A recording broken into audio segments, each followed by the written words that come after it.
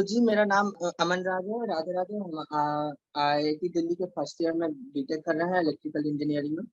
तो आज हम लोग some basic concept of chemistry, जो केमिस्ट्री का फर्स्ट चैप्टर है, उस पे थोड़ा सा उनके एक्सरसाइजेस को सॉल्व करने का प्रयास करेंगे। साथ में उनके कुछ इम्पोर्टेंट पॉइंट्स है चैप्टर्स के, उस पे कुछ एक बार देख लेंगे उन सबको, एक बार क्या क्या है उसमें। तो जैसे इसमें स्टार्टिंग में है कि कैसे हमारे भारत में फिर विश्व में कैसे रसायन केमिस्ट्री का क्या कहते हैं डेवलपमेंट हुआ, हमारे ऋषि मुनियों का क्या योगदान था, फिर उसमें भारत में कहाँ कहाँ पे क्या क्या चीजें पाई गई, क्या कहते हैं, जैसे फॉर एग्जांपल यहाँ पे चरक संहिता के बारे में, जो क्या कहते हैं बहुत पुराना आयुर्वेद का मतलब है ऑपरेशन टाइप का एक ग्रंथ है। जो चरक संहिता एक इतना बड़ा आयुर्वेद का ग्रंथ है कि जिसका आज के मॉडर्न डॉक्टर भी फॉलो करता है। तो इस प्रकार से क्या क्या भारत का योगदान रहा केमिस्ट्री के बढ़ाव में, केमिस्ट्री के डेवलपमेंट में, तो उसी प्रकार से शुरुआत के कुछ तीसरे पेज तक मेंशन है। उसके बाद क्या है, हाँ उसके बाद फिर आता है एटम्स एंड मॉलिक्यूल्स, जहां से मतलब आपका केमिस्ट्री का बेसिक कॉन्सेप्ट चालू होता है एटम्स एंड मॉलिक्यूल्स से। ठीक है, कि मतलब जैसे क्या है कि कोई भी रिएक्शन हो रहा है तो उसमें क्या हो रहा है, एक एटम दूसरे एटम में एक एटम एक कंपाउंड से निकल के दूसरे कंपाउंड में चला जा रहा है, एक मॉलिक्यूल दूसरे मॉलिक्यूल में बदल रहा है। तो एक रिएक्शन बेसिकली इसी प्रकार के होते हैं। और क्या कहते हैं मतलब पूरे रिएक्शन में जो खेल है, जो लॉजिक है, वो सारा एटम्स और मॉलिक्यूल का ही रहता है।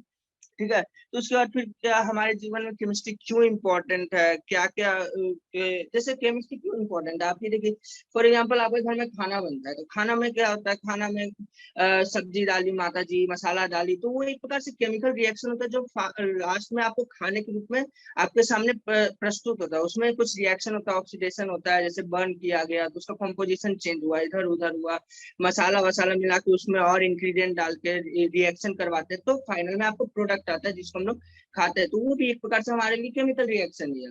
ठीक है, तो उसी प्रकार हमारे पेट में भी जो डाइजेशन होता है वो क्या है, वो मतलब रिएक्शन ही है, उसमें एसिड रिएक्ट करता है फूड के साथ। तो वो सब हमारे लिए जीवन में केमिस्ट्री का क्या इंपॉर्टेंस है वो हमें इस चैप्टर की शुरुआत में बताया गया कि दवाइयां भी केमिस्ट्री पे बेस्ड रहती है।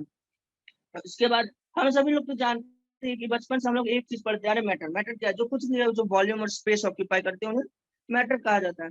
तो उसी तरह से फिर हम लोग हर चीज जानते हैं मैटर है। मैटर के तीन फॉर्म्स हैं, सॉलिड, लिक्विड, गैस। सॉलिड का मेन चीज क्या है, डिफिनिट वॉल्यूम है, डेफिनिट मास है, सॉरी डेफिनिट शेप है। लिक्विड का क्या है, उसके पास डिफिनिट वॉल्यूम है पर शेप नहीं है, मतलब किसी का भी शेप धारण कर सकती है। और गैस, गैस किसी का भी शेप धारण कर सकता है और कितना भी वॉल्यूम में वो आ सकता है। फॉर एग्जांपल अगर आप एक जार में पूरा गैस भर लीजिए तो अभी किसका शेप में, जार के शेप में है, वॉल्यूम जार के बराबर है। लेकिन अभी आप ढक्कन को खोल दिएगा जार का तो सारा बाहर आ जाएगा, तो कितना आप जिस रूम में खोलेगा रूम का वॉल्यूम ऑक्यूपाई कर लेगा, और क्या कहते हैं स्पेस भी उतना वो धारण कर, शेप भी उसी तरह का धारण कर लेगा। ठीक है, अब क्या है कि मैटर का तो वो टाइप्स थे, सॉलिड, लिक्विड, गैस, वो थे फिजिकल फॉर्म्स के रूप में एक प्रकार से।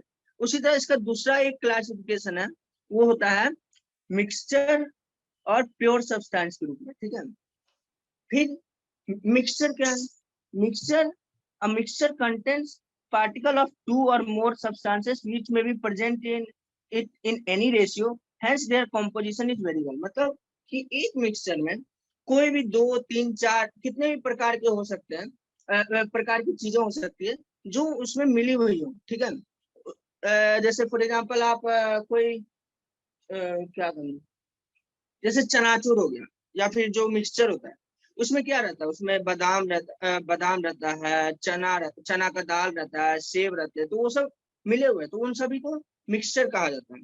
ठीक है, अब मिक्सचर में भी दो प्रकार होते हैं, क्या क्या होते हैं, एक होमोजीनियस होते हैं, एक हेट्रोजीनियस होते हैं।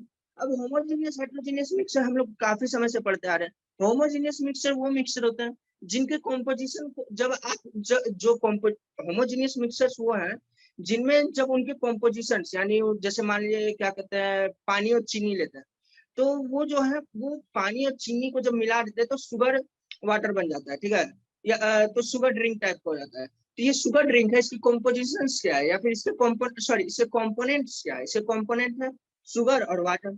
तो जब इन दोनों को मिला दिया जाता है तो हम लोग अंतर पता नहीं कर सकते कि शुगर अलग है कि वाटर अलग है, ये हम लोग देख नहीं सकते, वो हमारी नेकड आई से वो विजुअल नहीं होता है, इसलिए उनको होमोजीनियस मिक्सचर करते हैं। उसी प्रकार से आप कोका कोला ले लीजिए, तो उसमें कार्बन डाइऑक्साइड, उसमें पानी, उसमें चीनी, तीनों अलग अलग है लेकिन तीनों उसी में मिले हुए रहते हैं, ठीक है। तो तीन चीज उसमें अलग अलग मिले हुए रहते हैं, हम उनको अलग अलग नहीं देख सकते या उनको हम डिफ्रेंशिएट नहीं कर सकते, इसलिए उनको होमोजीनियस मिक्सचर कहा जाता है। अब हेट्रोजीनियस मिक्सचर क्या होगा? तो हेट्रोजीनियस मिक्सचर वही फिर से शुरुआत वाले एग्जांपल, क्या मिक्सचर या फिर जो चनाचूर का है, जिसमें क्या है, आप सेब को, उसमें जो मूंगफली बादाम है उसको और चना दाल को, तीनों को आप पहचान सकते कि तीनों अलग अलग चीजें जिनको मिलाया गया, इसलिए उनको हेट्रोजीनियस मिक्सचर नाम दिया गया, ठीक है। उस प्रकार की सभी चीजों को हेट्रोजीनियस मिक्सचर कहा है। यानी होमोजीनियस मिक्सचर वो मिक्सचर है जिनके कंपोनेंट्स को मिला दिया जाए तो उन्हें अलग अलग नहीं किया जा सकता, उन्हें मतलब अलग किया जा सकता है, मतलब पहचाना नहीं जा सकता जब वो मिक्सचर में, उन्हें मतलब जब वो सॉल्यूशन में हो तो उन्हें डिफ्रेंशिएट नहीं किया जा सकता है। लेकिन जब हेट्रोजीनियस मिक्सचर है उसके कंपोनेंट को हम लोग डिफ्रेंशिएट कर सकते हैं। जैसे यहाँ देख सकते हैं कि ए मिक्सचर में भी in a homogeneous mixture the components completely mix with each other, मतलब जो कंपोनेंट होते हैं वो कंप्लीटली एक दूसरे में मिक्स हो जाते हैं, ठीक है।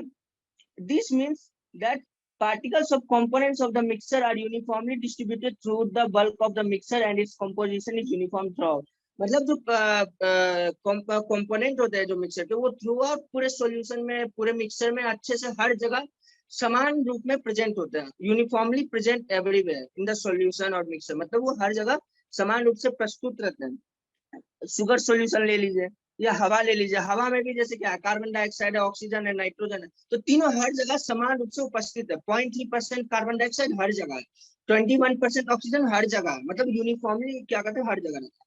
लेकिन उसी प्रकार हेट्रोजीनियस मिक्सचर क्या है कि in contrast of this, in heterogeneous mixture the composition is not uniform through out, मतलब आधा, जैसे मिक्सर में आधा चना दाल इधर रहा, आधा मूंगफली इधर रह गया, तो उस तरह से होता है। Sometimes different components are visual, अब बहुत बार ऐसा होता है कि हम लोग डिफरेंट कंपोनेंट्स को पहचान सकते हैं, बहुत बार नहीं भी हो सकता, लेकिन जनरली हम लोग पहचान लेते हैं कि हाँ ये तो अलग अलग है, ठीक है।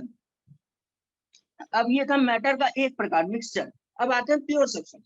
प्योर सब्सटेंस नाम से पता चलता है कि वो प्योर हो, उनमें कोई मिलावट नहीं हो। जैसे शुगर टू वाटर में शुगर और वाटर ये दो चीज मिली हुई रहती है, ठीक है। तो ये कंपाउंड लेवल पे तो कुछ और है, मतलब जैसे कंपाउंड लेवल पे क्या कहते हैं, वाटर का फॉर्मूला हो गया H2O, और क्या कहते हैं शुगर का फॉर्मूला हो गया C6H12O6, या फिर अलग अलग शुगर होते हैं तो उस शुगर का अपना अलग अलग भी हो सकता है। तो ये तो ग्लूकोज का फॉर्मूला हो गया, फॉर एग्जांपल C6H12O6, तो शुगर अलग अलग भी होता है। तो मतलब अंतर पता नहीं कर सकते जब मिला दिया जाए, लेकिन उनमें जो पार्टिकल्स हैं शुगर और क्या कहते हैं वाटर, ये वाटर प्योर सब्सटेंस है। क्यों? क्योंकि उसमें कोई और कुछ मिलावट नहीं है, वो बस H2O का बना है। उसी प्रकार से वो शुगर शुगर भी प्योर सब्सटेंस है, क्योंकि वो बस मान लीजिए शुगर है या ग्लूकोज ले लेते हैं, ग्लूकोज तो वो C6H12O6 बस इसी से बना है, उसमें और कुछ नहीं मिलावट है। तो प्योर सब्सटेंस दो प्रकार के होते हैं, एक होते हैं एलिमेंट्स, एक होते हैं कंपाउंड्स, ठीक है। अब एलिमेंट्स तो आप सभी को मालूम है, हाइड्रोजन, लिथियम, नाइट्रोजन, सोडियम, ये सभी क्या एलिमेंट्स है, ये सभी प्योर है, ठीक है। प्योर एलिमेंट्स हमेशा क्या कहते हैं, जो भी एलिमेंट्स है उन सभी को हमेशा प्योर सब्सटेंस के अंतर्गत में लाया जाता है। हाइड्रोजन ले लीजिए, ऑक्सीजन ले लीजिए, नाइट्रोजन आप ले सकते हैं, ठीक है। और उसी लेकिन अब क्या है, अब कंपाउंड, तो कंपाउंड्स क्या है, तो उन्हीं एलिमेंट्स को यूज करके तो कंबाइन करके कुछ स्पेसिफिक रेशियो में हम लोग कंपाउंड्स बनाते हैं, ठीक है। तो उन कंपाउंड्स को बनाते हैं तो वो कंपाउंड्स भी प्योर होते हैं, क्योंकि वो एक स्पेसिफिक रेशियो से कुछ 2-3 एलिमेंट्स मिला के बने हुए होते हैं, ठीक है। तो कोई भी कंपाउंड, कोई भी एलिमेंट प्योर सब्सटेंस के अंतर्गत आता है। और कोई भी मिक्सचर क्या कहते हैं, कोई भी जो चीज मिलावट करके बनाया जाता है, कोई भी सोल्यूशन वो मिक्सचर करके बनाया। आप एक मस्त चीज ध्यान में दे सकते हैं कि कोई मिक्सचर को 2-3 प्योर सब्सटेंस मिला के बनाया जाता है, ठीक है। और प्योर सब्सटेंस का भी कैरेक्टरिस्टिक अलग अलग होता है मिक्सचर से, ठीक है। और प्योर एक चीज है कि जो constituent particle of pure substance है फिक्स्ड कंपोजिशन, मतलब जो प्योर सब्सटेंस होते हैं उनका जो कंपोजिशन होता है वो फिक्स होता है। जैसे for example copper, silver, gold, water, glucose, water में H2O फॉर्मूला है, तो उसमें H का और O का कॉम्पोजिशन फिक्स है, ये नहीं कि H2O2 लिख दिए या फिर HO2 लिख दिया, ऐसा नहीं होता है, उसका कॉम्पोजिशन फिक्स होता है। ये एक प्योर सब्सटेंस का प्रॉपर्टीज है, ठीक है। अब क्या कहते हैं, यहाँ पे आप सभी देख सकते हैं कि अलग अलग प्रकार के एलिमेंट्स हैं, उनके एटम दिए हुए हैं यहाँ पे। अब फिर कैसे दो हाइड्रोजन मिलके H2 बनाते हैं, दो ऑक्सीजन मिलके O2 बनाते हैं। अब यहाँ पे H2, ये तो हो गए प्योर एलिमेंट्स, ठीक है। ये हो गए प्योर एलिमेंट्स, ये है उनके कंपाउंड्स, ठीक है। अब जैसे उसी, ये तो थे सेम वाले, अब देखिए अलग अलग वाले। H2O, इसमें दो हाइड्रोजन है और एक ऑक्सीजन है। उसी प्रकार से कार्बन डाइऑक्साइड देख सकते हैं, इसमें एक कार्बन है, दो ऑक्सीजन है। ये दोनों प्योर सब्सटेंस है, ठीक है। अब थोड़ा सा नीचे जाते हुए अब हम देखते हैं फिजिकल प्रॉपर्टीज और केमिकल प्रॉपर्टीज। तो फिजिकल प्रॉपर्टीज और केमिकल प्रॉपर्टीज तो आप सभी जानते हैं कि जैसे फॉर एग्जांपल फिजिकल प्रॉपर्टीज क्या हो गया, कलर हो गया, वेट हो गया, हाइट हो गया, लेंथ हो गया, या फिर क्या कहते हैं वेट कितना है, साइज कितना है, शेप क्या है, वॉल्यूम क्या है, ये सब फिजिकल प्रॉपर्टीज है, ठीक है। लेकिन केमिकल प्रॉपर्टीज क्या है? देखिए केमिकल प्रॉपर्टीज किसी सब्सटेंस का बताता है कि वो केमिकली किस तरह से रिएक्ट करता है, ठीक है।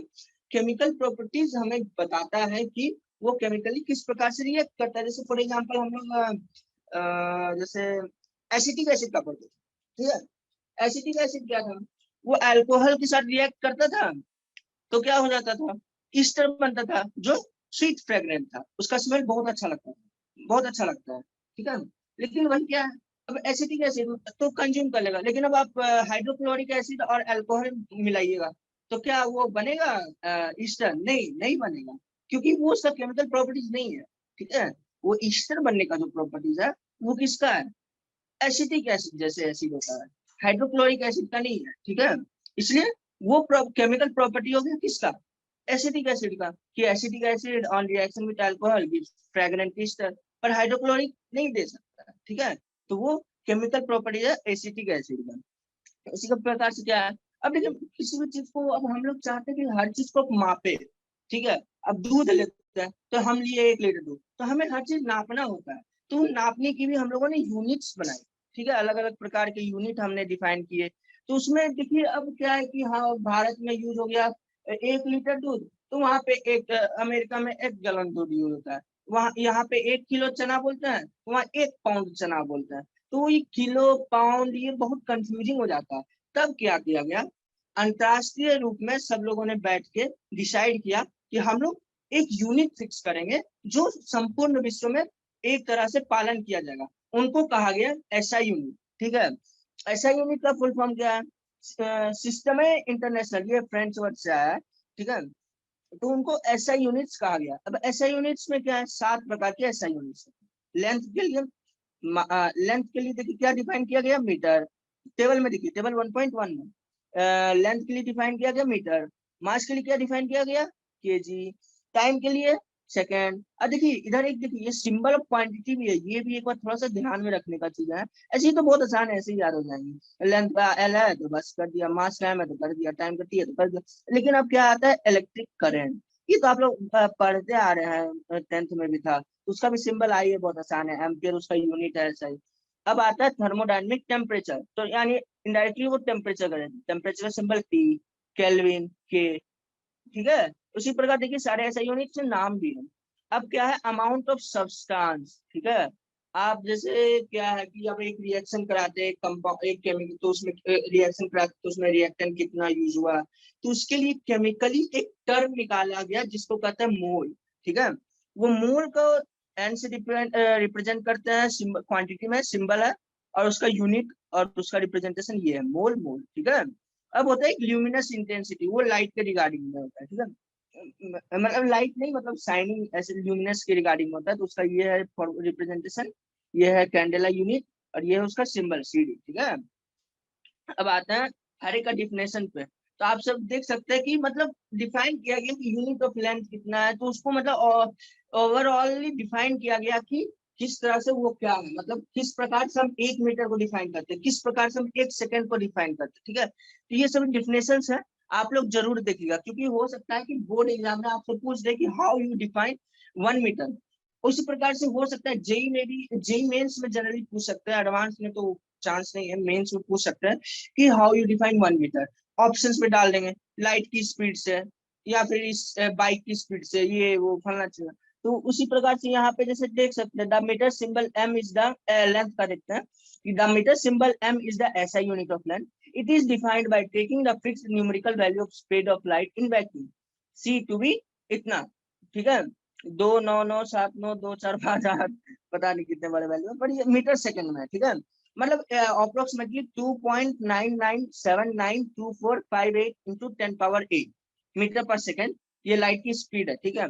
जिसको हम लोग आप फर्दर कैलकुलेशन में अप्रोक्सीमेट करके 3.00 करते थे, पर यहाँ डिफरेंशियल में प्रयास करिएगा कि आप यही वैल्यू लिखिए, ठीक है। और where the second is defined in terms of caesium frequency, मतलब कि लाइट लेंथ को इस प्रकार से डिफाइन किया गया है कि एक सेकंड में, सॉरी 1/c सेकंड में, c वहां पे लाइट का स्पीड है, 1/c सेकंड में लाइट जितना डिस्टेंस कवर कर पा रहा है वो 1 मीटर है, ठीक है। 1/c, जैसे एक सेकंड में लाइट c मीटर ट्रेवल करता है, तो 1/c सेकंड में लाइट 1 मीटर ट्रेवल करेगा, तो वही उसका डिफिनेशन होगा, ठीक है। उसी प्रकार से अब देखिए, अब यूनिट्स में क्या है, चलिए ठीक है, हमारा लेंथ तो 1 मीटर 2 मीटर होता है, पर हाथी का कितना होता है, 100 मीटर होता है, 100 मीटर नहीं तो 50 मीटर होता है एटलीस्ट। तो उसके लिए एक अलग से स्केल निकाला जाता है। तो देखिए जैसे फॉर एग्जाम्पल, हाँ जैसे हम लोग 1 मीटर के हैं, पर हाथी हम लोग से 10 मीटर बड़ा होता है, तो हम लोग उसके लिए यूज करते हैं डेका। जैसे मान लीजिए कोई एग्जाम्पल, अगर 50 मीटर चौड़ा है तो हम लोग उसके लिए बोलेंगे 5 डेका मीटर वो चौड़ा है, ठीक है।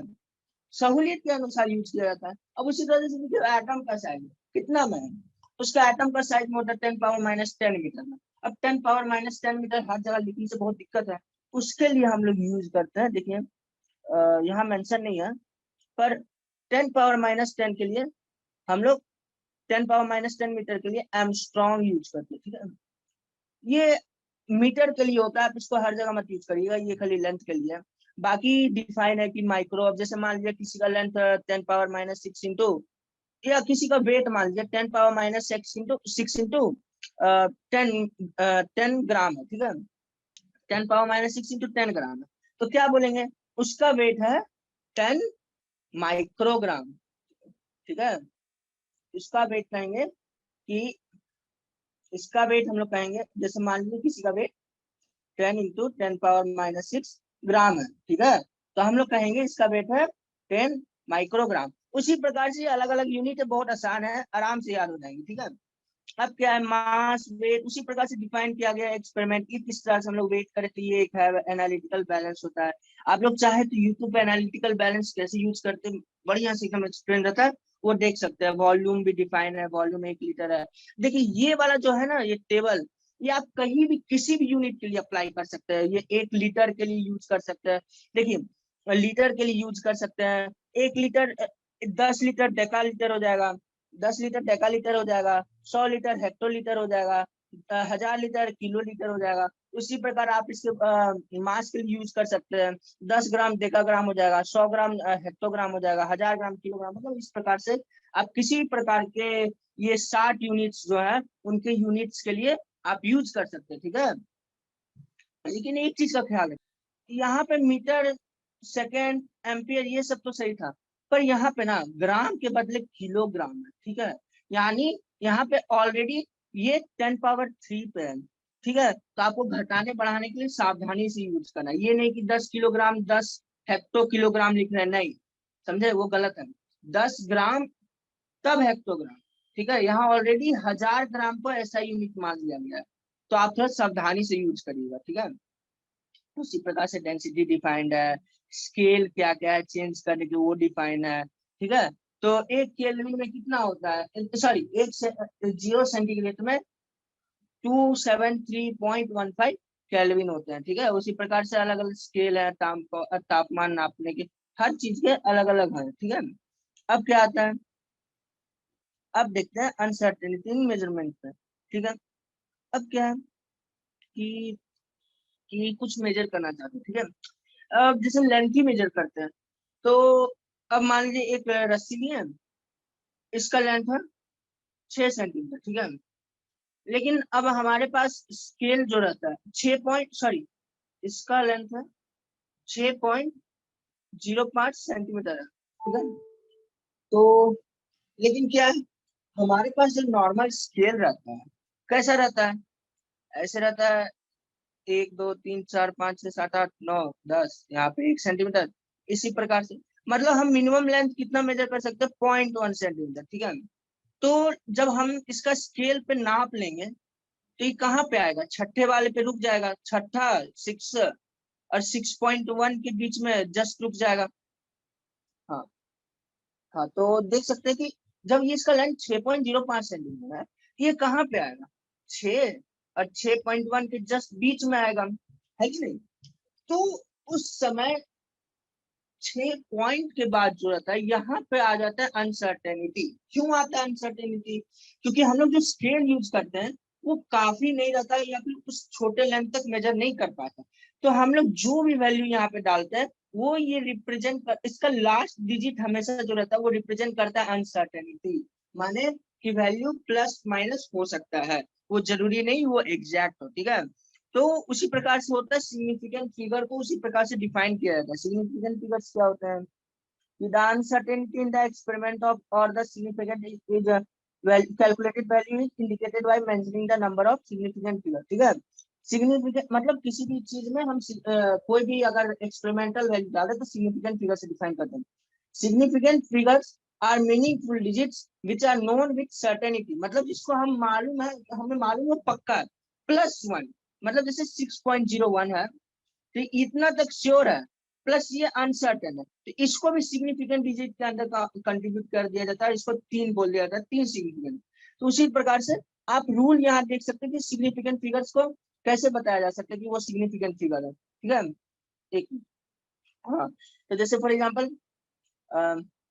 हाँ, जैसे कोई यूनिट ले ली 285 सेंटीमीटर, इसमें तीनों नॉन जीरो है, इसमें नॉन जीरो डिजिट हमेशा कोई भी नॉन जीरो डिजिट हमेशा सिग्निफिकेंट फिगर रहेंगे, कोई भी नॉन जीरो, ठीक है, कोई भी नॉन जीरो फिगर सिग्निफिकेंट रहेंगे, ठीक है। तो 285 सेंटीमीटर सिग्निफिकेंट है, कितने सिग्निफिकेंट डिजिट है, 1 2 3, इसमें 3 डिजिट।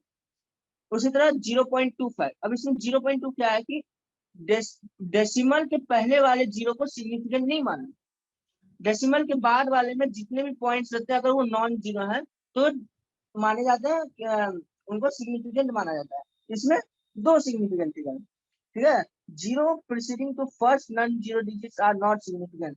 उसी प्रकार, हाँ, अब क्या है कि 0 पॉइंट के बाद जो 0 0 इस तरह से आते हैं ना, तो ये जो पॉइंट के बाद नॉन जीरो डिजिट के बीच में जो जीरो रहते हैं इनको भी इनसिग्निफिकेंट माना जाता है, ठीक है, इनको सिग्निफिकेंट नहीं माना जाता। यहाँ पे सिर्फ सिग्निफिकेंट फिगर होगा 3, इसलिए यहाँ पे एक ही सिग्निफिकेंट डिजिट है, ठीक है, उसी प्रकार से।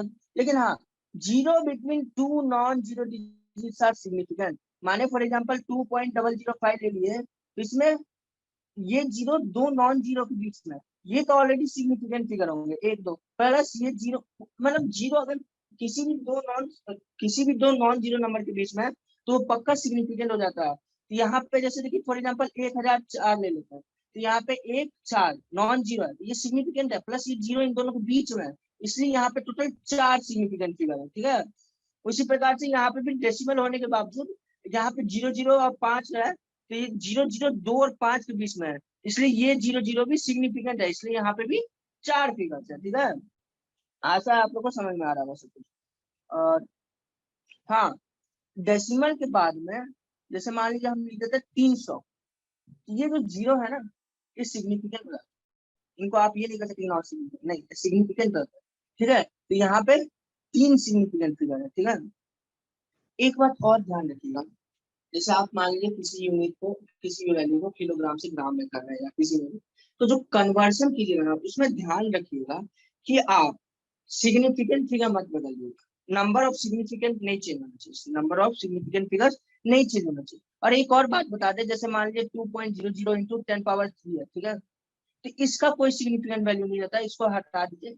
यहाँ पे इसमें जो सिग्निफिकेंट डिजिट्स है वही आंसर होंगे, जैसे इसमें 3 है तो इसका आंसर 3 ही होगा, इसका कोई महत्व नहीं रहता है, इसको मतलब नहीं लाया जाता है।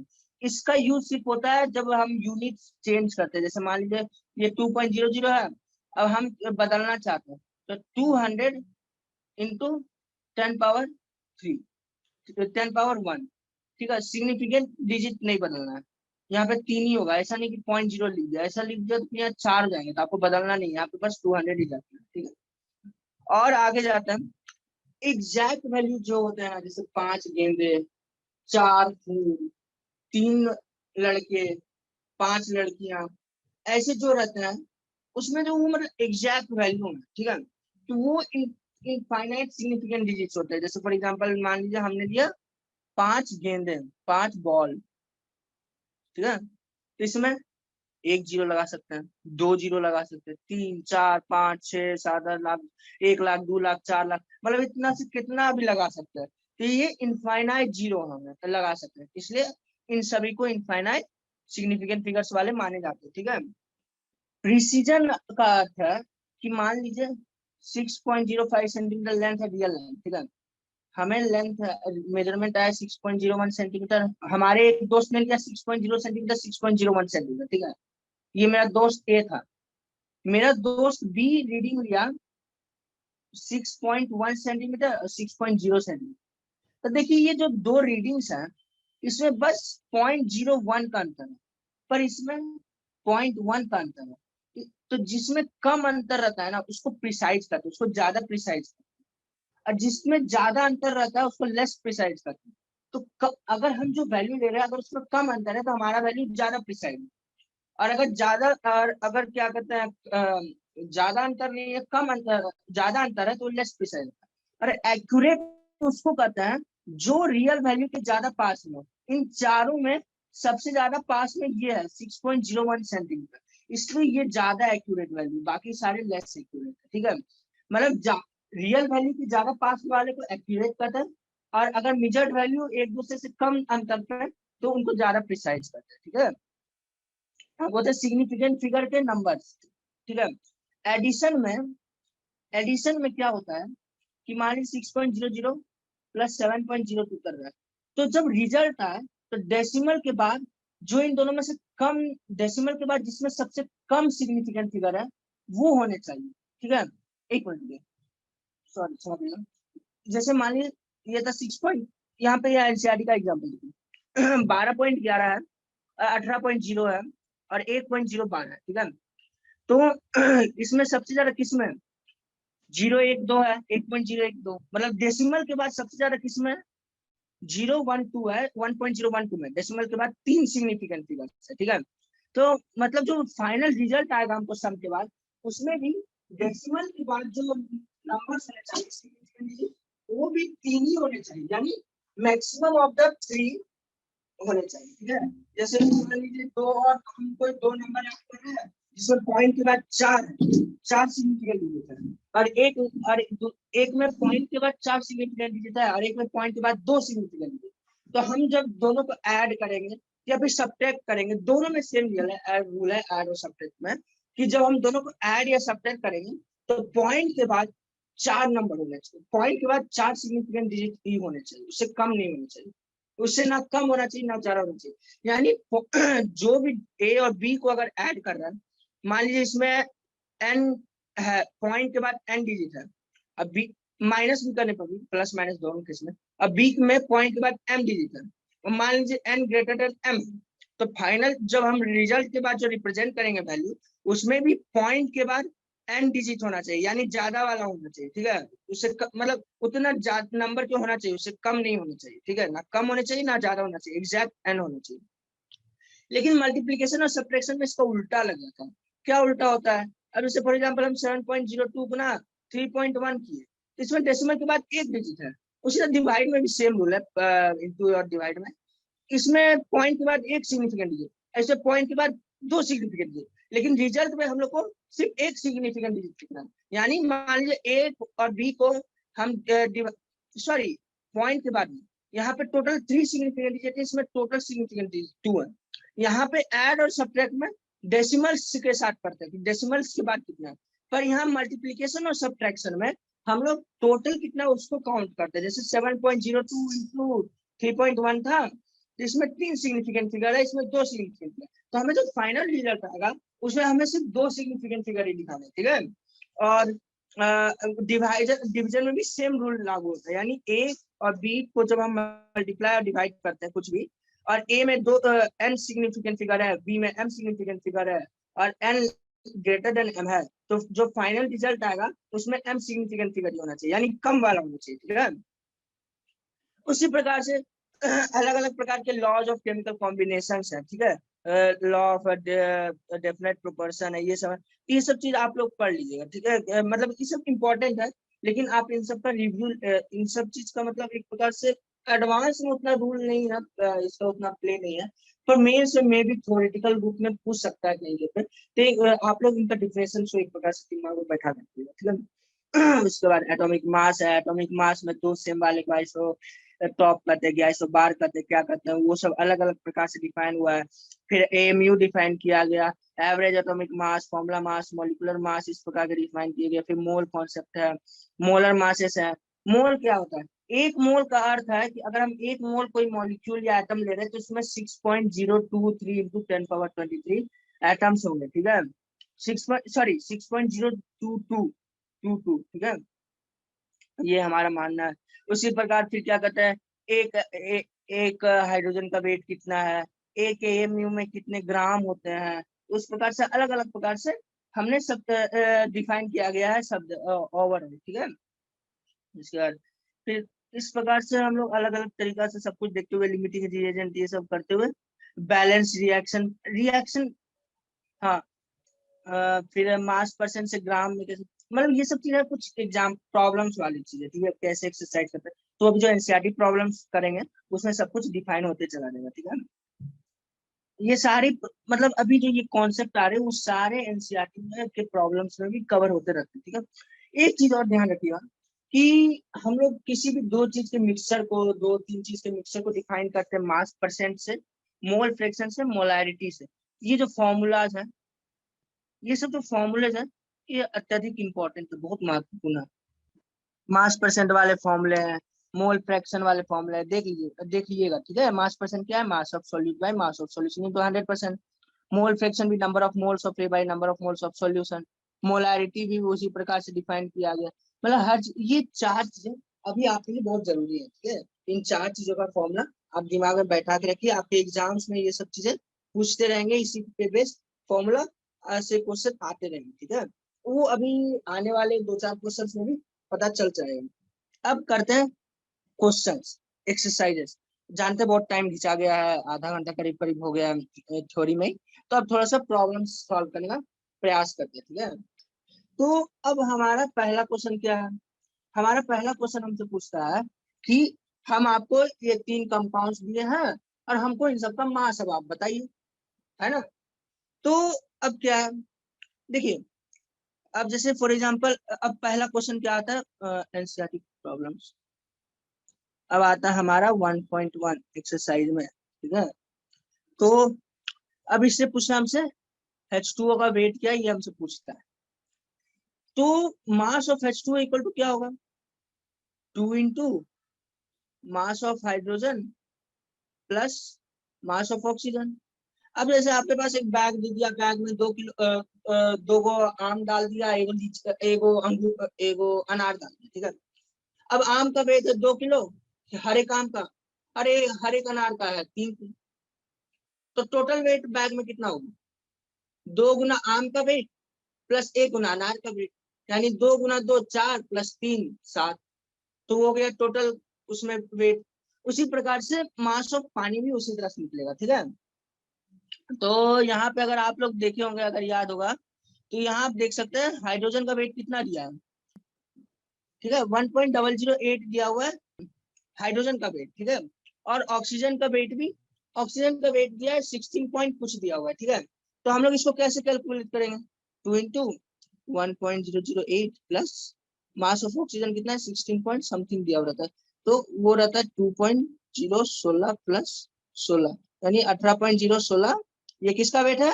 H2O का। ठीक है, अब देखिए जनरली क्या रहता है, ये 008 इस तरह से, मतलब ये तो मतलब ये some basic concept of chemistry chapter में, उतना इस चैप्टर में थोड़ा जरूरत पड़ता है, नहीं तो ओवरऑल केमिस्ट्री में आपको कि ये 1.008 याद रख रहे हैं उतना जरूरत नहीं पड़ता। ये 1 काफी रहता है, ये 16 काफी रहता है, लेकिन मे भी इस चैप्टर में थोड़ा सा जरूरत पड़ जाए। ठीक है, अब आता है कार्बन डाइऑक्साइड, ठीक है।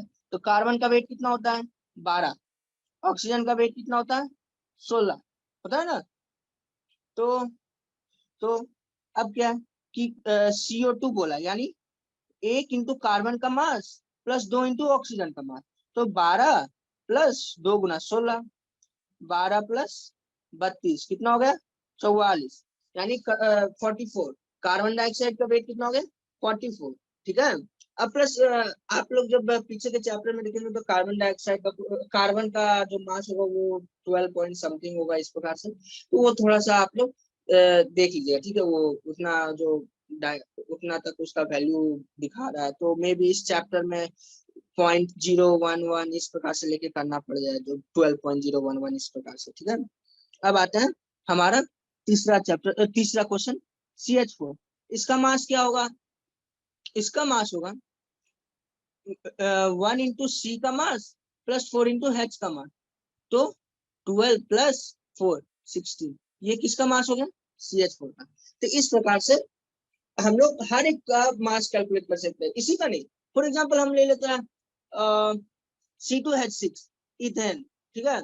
इसका मास कैसे कैलकुलेट करेंगे 2 into C plus 6 into H, ठीक है। तो 2 इंटू 12 24 प्लस 6 इंटू 1 6, टोटल 30, हमारा इथेन का वेट कितना हो गया 30 हो गया, ठीक है। अब आता है मास परसेंट ऑफ, अब सेकंड क्वेश्चन पे आता है हमारा, जो हमसे क्या पूछता है, हमसे पूछ रहा है वो कि calculate the mass percent of different elements present in sodium sulphate, ठीक है। तो अब इसको कैसे किया जाए, तो देखिए Na2SO4, ठीक है।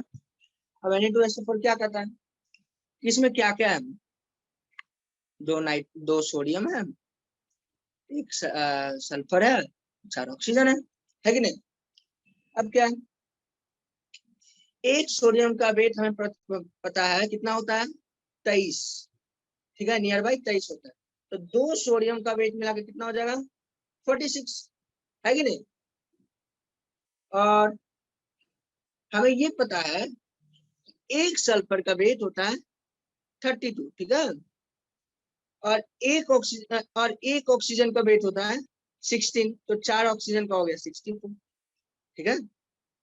अब क्या है कि तो Na2SO4 का टोटल वेट कितना होगा बता सकते हैं, 2 into Na plus 1 into sulphur का वेट प्लस 4 इंटू ऑक्सीजन का वेट, 2 गुना 23 प्लस 1 गुना 32 प्लस 4 गुना 16, 46 प्लस 64 प्लस 64, सॉरी 32 प्लस 64, है कि नहीं। तो इसका कितना होगा 6 4 10, 6 4 10 4 4 10 120 120 नहीं 110, सॉरी 110 प्लस 32 142, 142 वेट हो गया किसका Na2SO4। उस Na2SO4 जिसका वेट 142 है, उसमें 46 ग्राम सोडियम है, 32 ग्राम सल्फर है, 64 ग्राम ऑक्सीजन है, ठीक है। तो हमें कैलकुलेट करना है, कि हर एक का परसेंटेज, हर एक एलिमेंट का परसेंटेज, तो percentage of sodium in compound is equal to mass of sodium in compound, ठीक है, बाई मास ऑफ कंपाउंड गुना 100%, ठीक है। तो यहाँ पे सोडियम का वेट कितना है 46, हम लोग कंपाउंड का वेट कितना कैलकुलेट किए थे 142 गुना 100, ठीक है। तो इस प्रकार से हम इसका परसेंटेज निकाल लेते हैं, जैसे यहाँ पे इसका होगा 46 divide by 142 is equal to, percentage यहाँ पे आएगा 32.39%, ठीक है। ऐसे देखिए कैलकुलेटर का यूज आपको अलाउ नहीं रहता है एग्जाम में, ठीक है। तो आप लोग को प्रयास करना है हमेशा, मतलब अपना कैलकुलेशन को थोड़ा स्ट्रांग बनाइए, ठीक है। ये सिंपल एरर जो हो जाता है, माइनर कैलकुलेशन, डिवीजन एरर, वो सबको आप प्रयास करिए एलिमिनेट करने का प्रयास करिए। तो उसके लिए क्या करना होगा, आपको इस प्रकार के कई सारे प्रॉब्लम करने हैं, और आपको जो सॉल्व करना है वो अपने हाथ से सॉल्व करना है, ये नहीं कि कैलकुलेटर यूज करके आसानी से करना, नहीं, आपको कैलकुलेटर यूज नहीं करना है, कोई एग्जाम में कैलकुलेटर प्राप्त नहीं होगा, ठीक है। तो जिस प्रकार से हम सोडियम का निकाले हैं, उसी प्रकार से हम आप किसका निकाल लेते हैं, सल्फर का भी निकाला जा सकता है, ठीक है। सल्फर का mass of percentage of sulphur equal to mass of sulphur कितना 32/142 गुना 100%। उसी प्रकार से आप ऑक्सीजन का भी निकाल सकते हैं, ठीक है, 64/142 गुना 100%। ठीक है, तो इस प्रकार से आप आराम से कैलकुलेशन कर सकते हैं और आपका आंसर आ जाएगा। ठीक है, अब आते हैं हम अपने तीसरे क्वेश्चन पे। अब हमारा तीसरा क्वेश्चन क्या कहता है कि मान लीजिए हमारे पास कोई कंपाउंड है, ठीक है, और हमारे पास कोई कंपाउंड है। अब उसमें क्या है कि 69.9% हो गया आयरन। ठीक है, क्या है 69.9% है आयरन, और कितना है, और क्या है 30.1% है ऑक्सीजन। ठीक है, अब वो एक क्वेश्चन ऐसा भी हो सकता था, बोल देता है 69.9% आयरन है, रिमेनिंग ऑक्सीजन है। अब आपको ऑक्सीजन का कैसे परसेंटेज निकालना है, तो सिंपल है, कोई भी कंपाउंड 100% होता है, ठीक है, उसमें 69.1% बाई मास आयरन है, तो बाकी जो बाई मास होगा वो ऑक्सीजन ही होगा, ऑब्वियस सी बात है कि नहीं। तो ऑक्सीजन, तो उसे आप कैलकुलेट कर सकते थे 100 माइनस 69.9% ऑक्सीजन। ठीक है, तो उससे आपको आ जाता है 30.1%। तो अगर रिमेनिंग इज ऑक्सीजन भी लिख दे तो आप उसमें 100 माइनस करके पता कर सकते हैं। ठीक है, अब क्या, अब हमें जानना है कि कि एम्पिरिकल फॉर्मूला क्या है। तो आप लोग को बता दें कि एम्पिरिकल फॉर्मूला मॉलिक्यूलर फॉर्मूला दो अलग अलग चीजें होती है। ठीक है, अब इससे फॉर एग्जांपल हम लेते हैं ग्लूकोज का फॉर्मूला C6H12O6, इसका एम्पिरिकल फॉर्मूला होगा CH2O। मतलब जब हम इसको 6 के रेशियो से डिवाइड कर देते हैं ताकि यहाँ पे सारे इंटीजर्स आ जाए, तो क्या करते हैं, जो वैल्यू आता है वो एम्पिरिकल फॉर्मूला होता है। तो जब हम इसको 6 से डिवाइड करते हैं ताकि सारा इंटीजर आ जाए, तो 6 डिवाइडेड बाई 6 क्या हो गया 1, 12 डिवाइडेड बाई 6 2, 6 डिवाइडेड बाई 6 1। मतलब हमें इस प्रकार से करना है कि क्या करते हैं, डिवीजन इस प्रकार से करना है कि यहाँ पे इंटीजर आ जाए। ठीक है, और एक और एग्जांपल ले सकते हैं हम, एक एग्जांपल ले लेते हैं जैसे H2O का। तो इसका एम्पिरिकल फॉर्मूला क्या होगा, H2O ही होगा, क्योंकि इससे ज्यादा इसको सिंपल डिवाइड नहीं किया जाता। जैसे फॉर एग्जांपल अगर आप 2 से डिवाइड करते हैं तो 2 से डिवाइड करिएगा तो H2O में तो 1 हो जाएगा, पर ऑक्सीजन में हमें क्या आ जाएगा 1/2 हो जाएगा। हमें फ्रैक्शनल वैल्यू नहीं चाहिए, हमें इंटीग्रल वैल्यू ही चाहिए। ठीक है, इंटीग्रल वैल्यू ही हमें हर जगह चाहिए। अब आते हैं दूसरे क्वेश्चन पे, सॉरी अब आते हैं इस क्वेश्चन पे। तो अब इस पे ध्यान देते हैं कि मान लीजिए 100 ग्राम हम लेते हैं एक कंपाउंड, वो कंपाउंड का 100 ग्राम लेते हैं, तो आयरन का वेट कितना होगा उसमें 69.1 ग्राम। ऑक्सीजन का वेट कितना होगा उसमें 30.1 ग्राम, है ना, है कि नहीं। तो अब हम क्या करेंगे कि इसमें निकालेंगे कि आयरन का मोल कितना है। ठीक है, तो जब हम आयरन का वेट, अब आयरन का वेट कितना होता है, आयरन का मॉलिक्यूलर वेट कितना होता है 56 ग्राम, है कि नहीं। आयरन का मॉलिक्यूलर वेट होता है 56 ग्राम। तब इसमें मोल ऑफ आयरन निकालेंगे, कैसे मोल ऑफ आयरन कैसे निकालेंगे, mole of iron equal to number of moles of iron equal to given weight by atomic weight. तो एटॉमिक वेट तो हमें आया 69.1 बता 56। अब देखते हैं इसका वैल्यू कितना होता है, 69.1 डिवाइडेड बाई 56 कितना आएगा 1.233, है कि नहीं 1.234।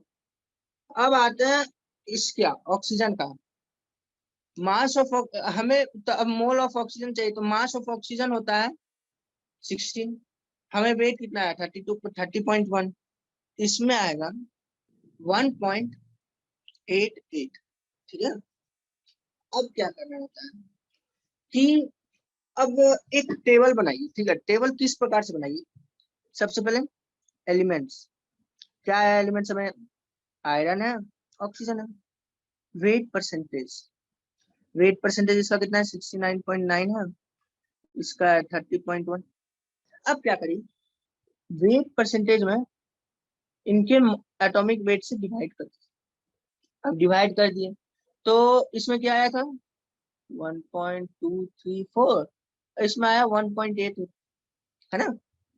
अब हमें क्या करना है कि करीब करीब उसे इस प्रकार से डिवाइड करना है, इस नंबर से डिवाइड करना है, ताकि वो हमें इंटीजर रूप में आ जाए, ठीक है।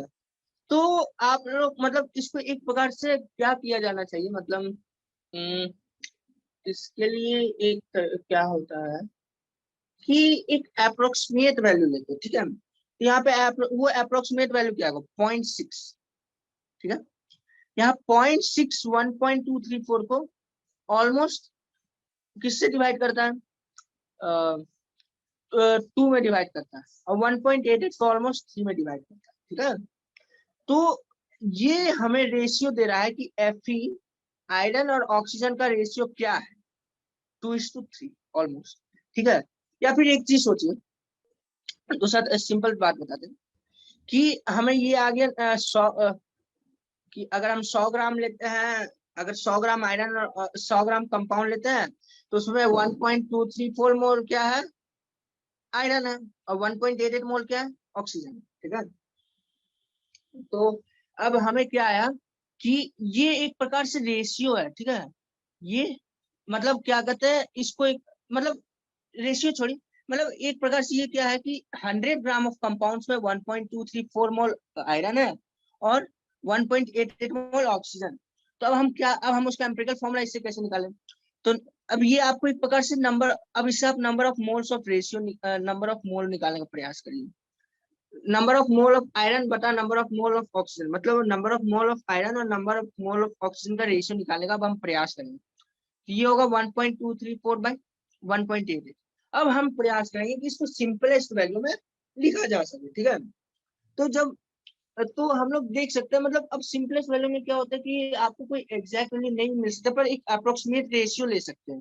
तो अप्रोक्सीमेट रेशियो कैसे लेंगे कि हम लोग इसको 1.234 को अप्रोक्सीमेटली 1.2 मान लेते हैं, ठीक है, और 1.88 को अप्रोक्सीमेटली 1.9 मान सकते हैं। तो जो 0.6 होगा वो इसको 2 में और इसको अप्रोक्सीमेटली 3 में डिवाइड करेंगे, तो ये इक्वल टू हो जाएगा 2/3, ठीक है। यानी number of moles of Fe is to number of moles of oxygen equal to हो जाएगा 2:3, ठीक है। तो इससे हम लोग एम्पिरिकल फॉर्मूला निकाल लेते हैं। तो एम्पिरिकल फॉर्मूला होगा Fe2O3, समझ रहे, मतलब ये जो रेशियो था आयरन का, उसको यहाँ आयरन के साथ लिख देना है, और जो कार्बन के ये जो ऑक्सीजन के साथ है उसको यहाँ लिख देना। समझ में आया कि नहीं आया। जैसे फॉर एग्जांपल फॉर्मूला था FeXOOI, तो NFe is to NO equal to 2:3 equal to X is to Y हो जाता है, ठीक है। ये हमेशा ये ट्रू रहता है, और इससे हमें ये यहाँ पे X सब्स्टिट्यूट कर देते हैं, Y सब्स्टिट्यूट कर देते हैं, इससे ये एम्पिरिकल फॉर्मूला आ जाता है। पर एक बात ख्याल रखिए, ये एम्पिरिकल फॉर्मूला होता है, ये उस कंपाउंड का मॉलिक्यूलर फॉर्मूला हो ये जरूरी नहीं है, ठीक है। कुछ कुछ केस में हो जाता है, कुछ कुछ केस में नहीं होता है, ठीक है। तो ये जनरली जरूरी नहीं है कि जो एम्पिरिकल फॉर्मूला हो वही मॉलिक्यूलर फॉर्मूला होगा, ठीक है। तो इस बात का ख्याल रखिएगा, एम्पिरिकल फॉर्मूला मॉलिक्यूलर फॉर्मूला दो अलग अलग चीजें हैं, ठीक है। अब आता है अपने नेक्स्ट सवाल पे। क्या है हमारा नेक्स्ट सवाल, calculate the amount of carbon dioxide that could be produced when 1 mole of carbon is burned in air, first question. Second, 1 mole of carbon is burned in 16 gram of oxygen. Third question, 2 moles of carbon are burned in 16 gram of oxygen. तो अब ये आता है हमारा reaction based question, ठीक है। तो अब इस पे ध्यान देते हैं कि कैसे किया जाए इस क्वेश्चन को। तो आपको अगर 10th में याद होगा कि 10th में हम लोग पढ़े थे combustion of carbon and its compound, है कि नहीं, पढ़े हैं ना। तो क्या पढ़े हम लोग, जब कार्बन और ऑक्सीजन जब रिएक्ट करते हैं तो हमें क्या मिलता है, कार्बन डाइऑक्साइड, है कि नहीं। तो चलिए अब इस पे हम शोध करते क्या किया। तो इस पे करने के लिए हम क्या करते हैं कि पहला केस दिया हमको कि हम 1 मोल ऑफ कार्बन लिए हैं और इसको हवा में बर्न करो। अब हवा में तो अनलिमिटेड ऑक्सीजन, यानी हम इसको अनलिमिटेड ऑक्सीजन प्रदान कर रहे हैं, ठीक है।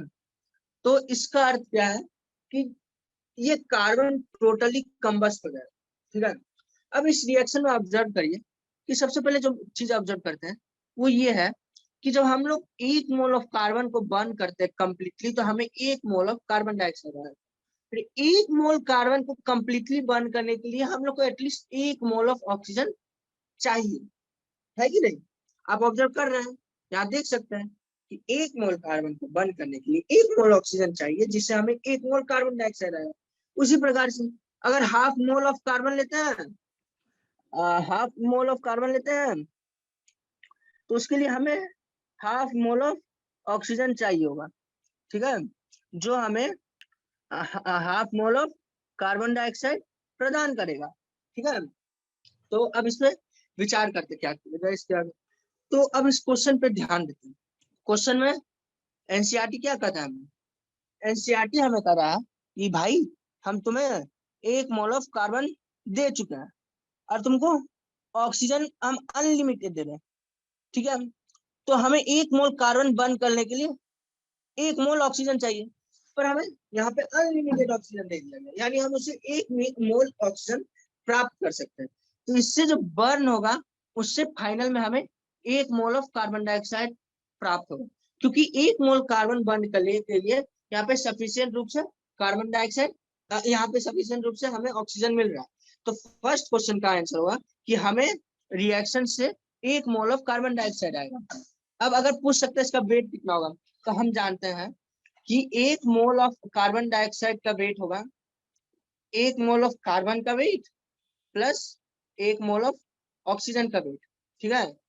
अब 1 मोल कार्बन का वेट कितना होता है? 12 ग्राम होता है, ठीक है।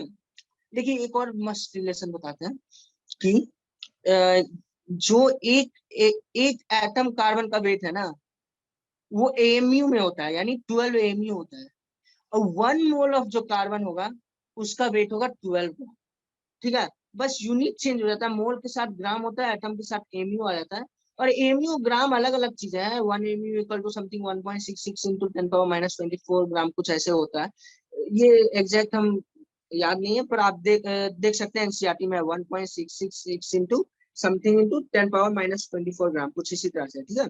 और 1 मोल ऑफ कार्बन का वेट होता है 12 ग्राम, ठीक है। तो इसलिए यहाँ पे मतलब अगर आप एटॉमिक वेट याद कर लेते हैं तो एटॉमिक क्या कहते हैं, मोलर वेट अपने आप निकल सकता है, ठीक है। एक और बात बोलेंगे कि आप प्रयास करिए कि पहले 25-26 एलिमेंट का जो पीरियोडिक टेबल के उनके एटॉमिक वेट को याद कर लीजिए, ठीक है। और 1 मोल ऑफ ऑक्सीजन जो है इसका वेट कितना होगा? 1 मोल ऑफ ऑक्सीजन का वेट यानी 2 इंटू ऑक्सीजन का वेट, तो 16, यानी 12 प्लस 32 यानी 44 ग्राम, यानी 1 मोल ऑफ कार्बन डाइऑक्साइड का वेट होता है 44 ग्राम, 44 ग्राम। यानी हमें यहाँ पर पहले रिएक्शन में फर्स्ट क्वेश्चन में हमें 1 मोल ऑफ CO2 प्राप्त हो रहा है, यानी हमें 44 ग्राम CO2 मिल रहा है, ठीक है। तो हमें फर्स्ट क्वेश्चन में 44 ग्राम ऑफ कार्बन डाइऑक्साइड मिल रहा है, ठीक है। अब आते हैं हमारे 1.4 क्वेश्चन के सेकंड पार्ट। अब इस पे ध्यान देने लायक बात है कि जो रिएक्शन है हमारा, इसमें हमें 1 मोल तो कार्बन दे दिया, पर ऑक्सीजन सिर्फ 16 ग्राम दिया गया है।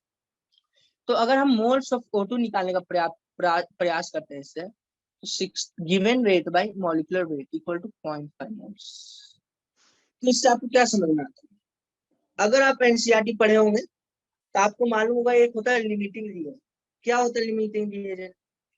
कि जब दो रिएक्टेंट रिएक्ट कर रहे होते हैं तो एक रिएक्टेंट रिक्वायर्ड अमाउंट से थोड़ा कम होता है, जिसके कारण दूसरा रिएक्टेंट पूरी तरह से रिएक्ट नहीं होता है, कुछ पार्ट उसका बच जाता है। तो जो रिएक्टेंट कम अमाउंट में प्रेजेंट होता है उसको लिमिटेंट रिएजेंट कहते हैं, ठीक है। तो यहाँ पे ऑक्सीजन लिमिटेंट रिएजेंट है, ठीक है। क्यों है भैया वो क्या कहते हैं लिमिटिंग रिएजेंट? क्योंकि यहाँ पे ये सिर्फ 0.5 मोल है। 1 मोल कार्बन को बर्न करने के लिए हमें कितना मोल ऑक्सीजन चाहिए था, जो पिछले बार में डिस्कस किया? कितना चाहिए था? 1 मोल चाहिए था, है कि नहीं? तो हमें 1 मोल ऑक्सीजन चाहिए था, पर यहाँ 0.5 मोल है, इसलिए यहाँ पे ऑक्सीजन लिमिटेड है। तो यहाँ पे इसके तो जो रिएक्शन का खेल चलेगा वो इसके अनुसार चलेगा, यानी 0.5 मोल ऑक्सीजन है तो 0.5 मोल कार्बन रिएक्ट करेगा, जिससे हमें फाइनल में रिजल्ट में 0.5 मोल ऑफ कार्बन डाइऑक्साइड ही आएंगे, ठीक है। अब हमने क्या जाना कि 1 मोल कार्बन डाइऑक्साइड का वेट होता है 44 ग्राम। तो लेकिन तो 0.5 मोल कार्बन डाइऑक्साइड का वेट कितना होगा? 22 ग्राम, है कि नहीं? तो इसलिए हमारा जो ये सेकेंड पार्ट है ये क्वेश्चन का, उससे हमें 22 ग्राम ऑफ ऑक्सीजन कार्बन डाइऑक्साइड प्राप्त होगा। अब चलते हैं, ठीक है, ये क्लियर होगा, आशा करते हैं अभी तक सब कुछ क्लियर होगा, ठीक है। अब चलते हैं हम लोग अपने तीसरे 1.4 के तीसरे और अंतिम क्वेश्चन पर। तो इसमें क्या है कि कार्बन प्लस ऑक्सीजन तो ठीक है, लेकिन इसमें ये 2 मोल है, और जैसा कि हम लोग पहले कैलकुलेट कर चुके हैं, हाफ मोल है। तो सिंस ये लिमिटिंग रिएजेंट है तो रिएक्शन इसके हिसाब से चलेगा, इसलिए कार्बन का सिर्फ हाफ ही मोल कंज्यूम होगा, और यहाँ पे हमें half mole of carbon dioxide ही प्राप्त होगा, यानी 22 ग्राम। एक और बात बता दें कि आपसे पूछ दे कि कितना कार्बन बच गया, तो यहाँ पे 3/2 मोल कार्बन बच गया, ठीक है। अब चलते हैं 1.5 क्वेश्चन।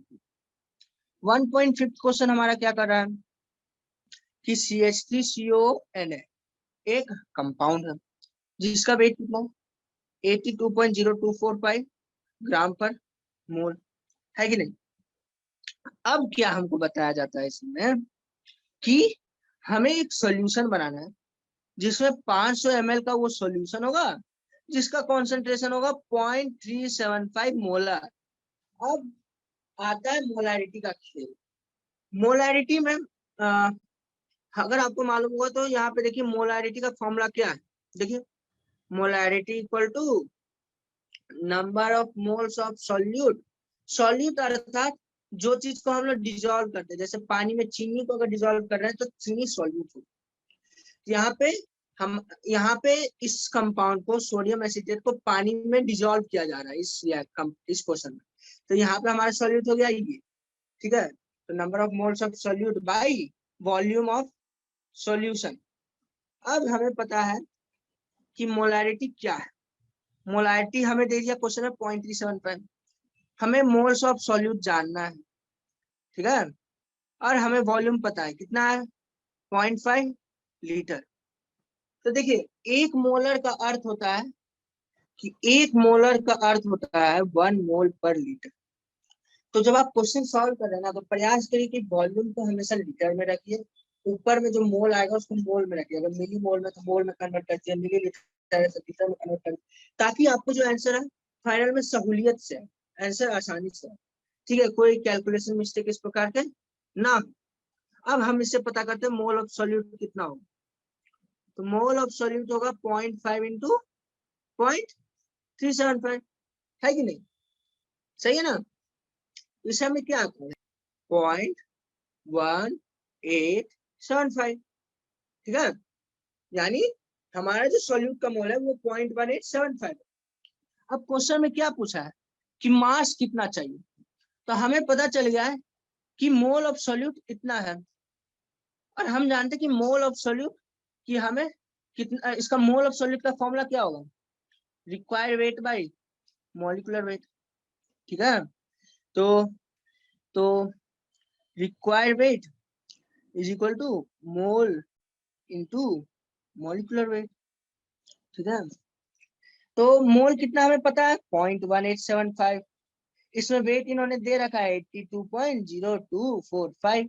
अब हम करते हैं इसको कैलकुलेट, तो 0.1875 गुना कितना बोला इन्होंने 82.0245, इससे हमें वैल्यू आया 15.3738 का, यानी इतना ग्राम हमें चाहिए इस टाइप के सॉल्यूशन को फॉर्म करने के, ठीक है, समझ में आ गया। अब आते हैं, मतलब अभी तक आशा करते सब कुछ समझ में आ रहा हूँ। अब मानते हैं थोड़ा शुरुआत में हैंड राइटिंग गंदा था, हम प्रयास करेंगे थोड़ा सा अच्छा से लिखें। वीडियो देखते रहिएगा तो मतलब कंटिन्यूसली देखते रहिएगा तो हैंड राइटिंग का उतना प्रॉब्लम नहीं आएगा मोस्ट ऑफ। तो अब आते हैं अपने 1.6 क्वेश्चन पे। हाँ, क्या कहता है अपना 1.6 क्वेश्चन कि हमें नाइट्रिक एसिड का कॉन्सेंट्रेशन चाहिए, किसमें चाहिए, एक सॉल्यूशन है। सॉल्यूशन जब भी आपको क्वेश्चन आए ना सबसे पहले एक प्रयास की डाटा पॉइंट लिखिए, क्या लिखें डेंसिटी ऑफ सॉल्यूशन हमको क्या दिया है, 1.41 ग्राम पर मिलीलीटर। मास परसेंट क्या दिया है नाइट्रिक एसिड, ठीक है। अब हम क्या करते हैं कि देखिए हम आपको क्या बताएं, मोलैरिटी का जब भी क्वेश्चन आए तो वॉल्यूम प्रयास करिए लीटर में, ठीक है। और सिंस सब चीज यहाँ पे परसेंटेज और डेंसिटी में, तो हम लोग कुछ भी वॉल्यूम एज्यूम कर सकते हैं, ठीक है। आप तो यहाँ पे let the volume of solution भी x लीटर मान लीजिए या 1 लीटर मान लीजिए, दोनों केस में सेम आने वाला, ठीक है। चलिए x लीटर से एक साइड करते हैं, एक साइड 1 लीटर से करते हैं, देखते हैं मेरा बात सही है कि गलत है। इस साइड x लीटर से करते हैं, इस साइड 1 लीटर से करते हैं।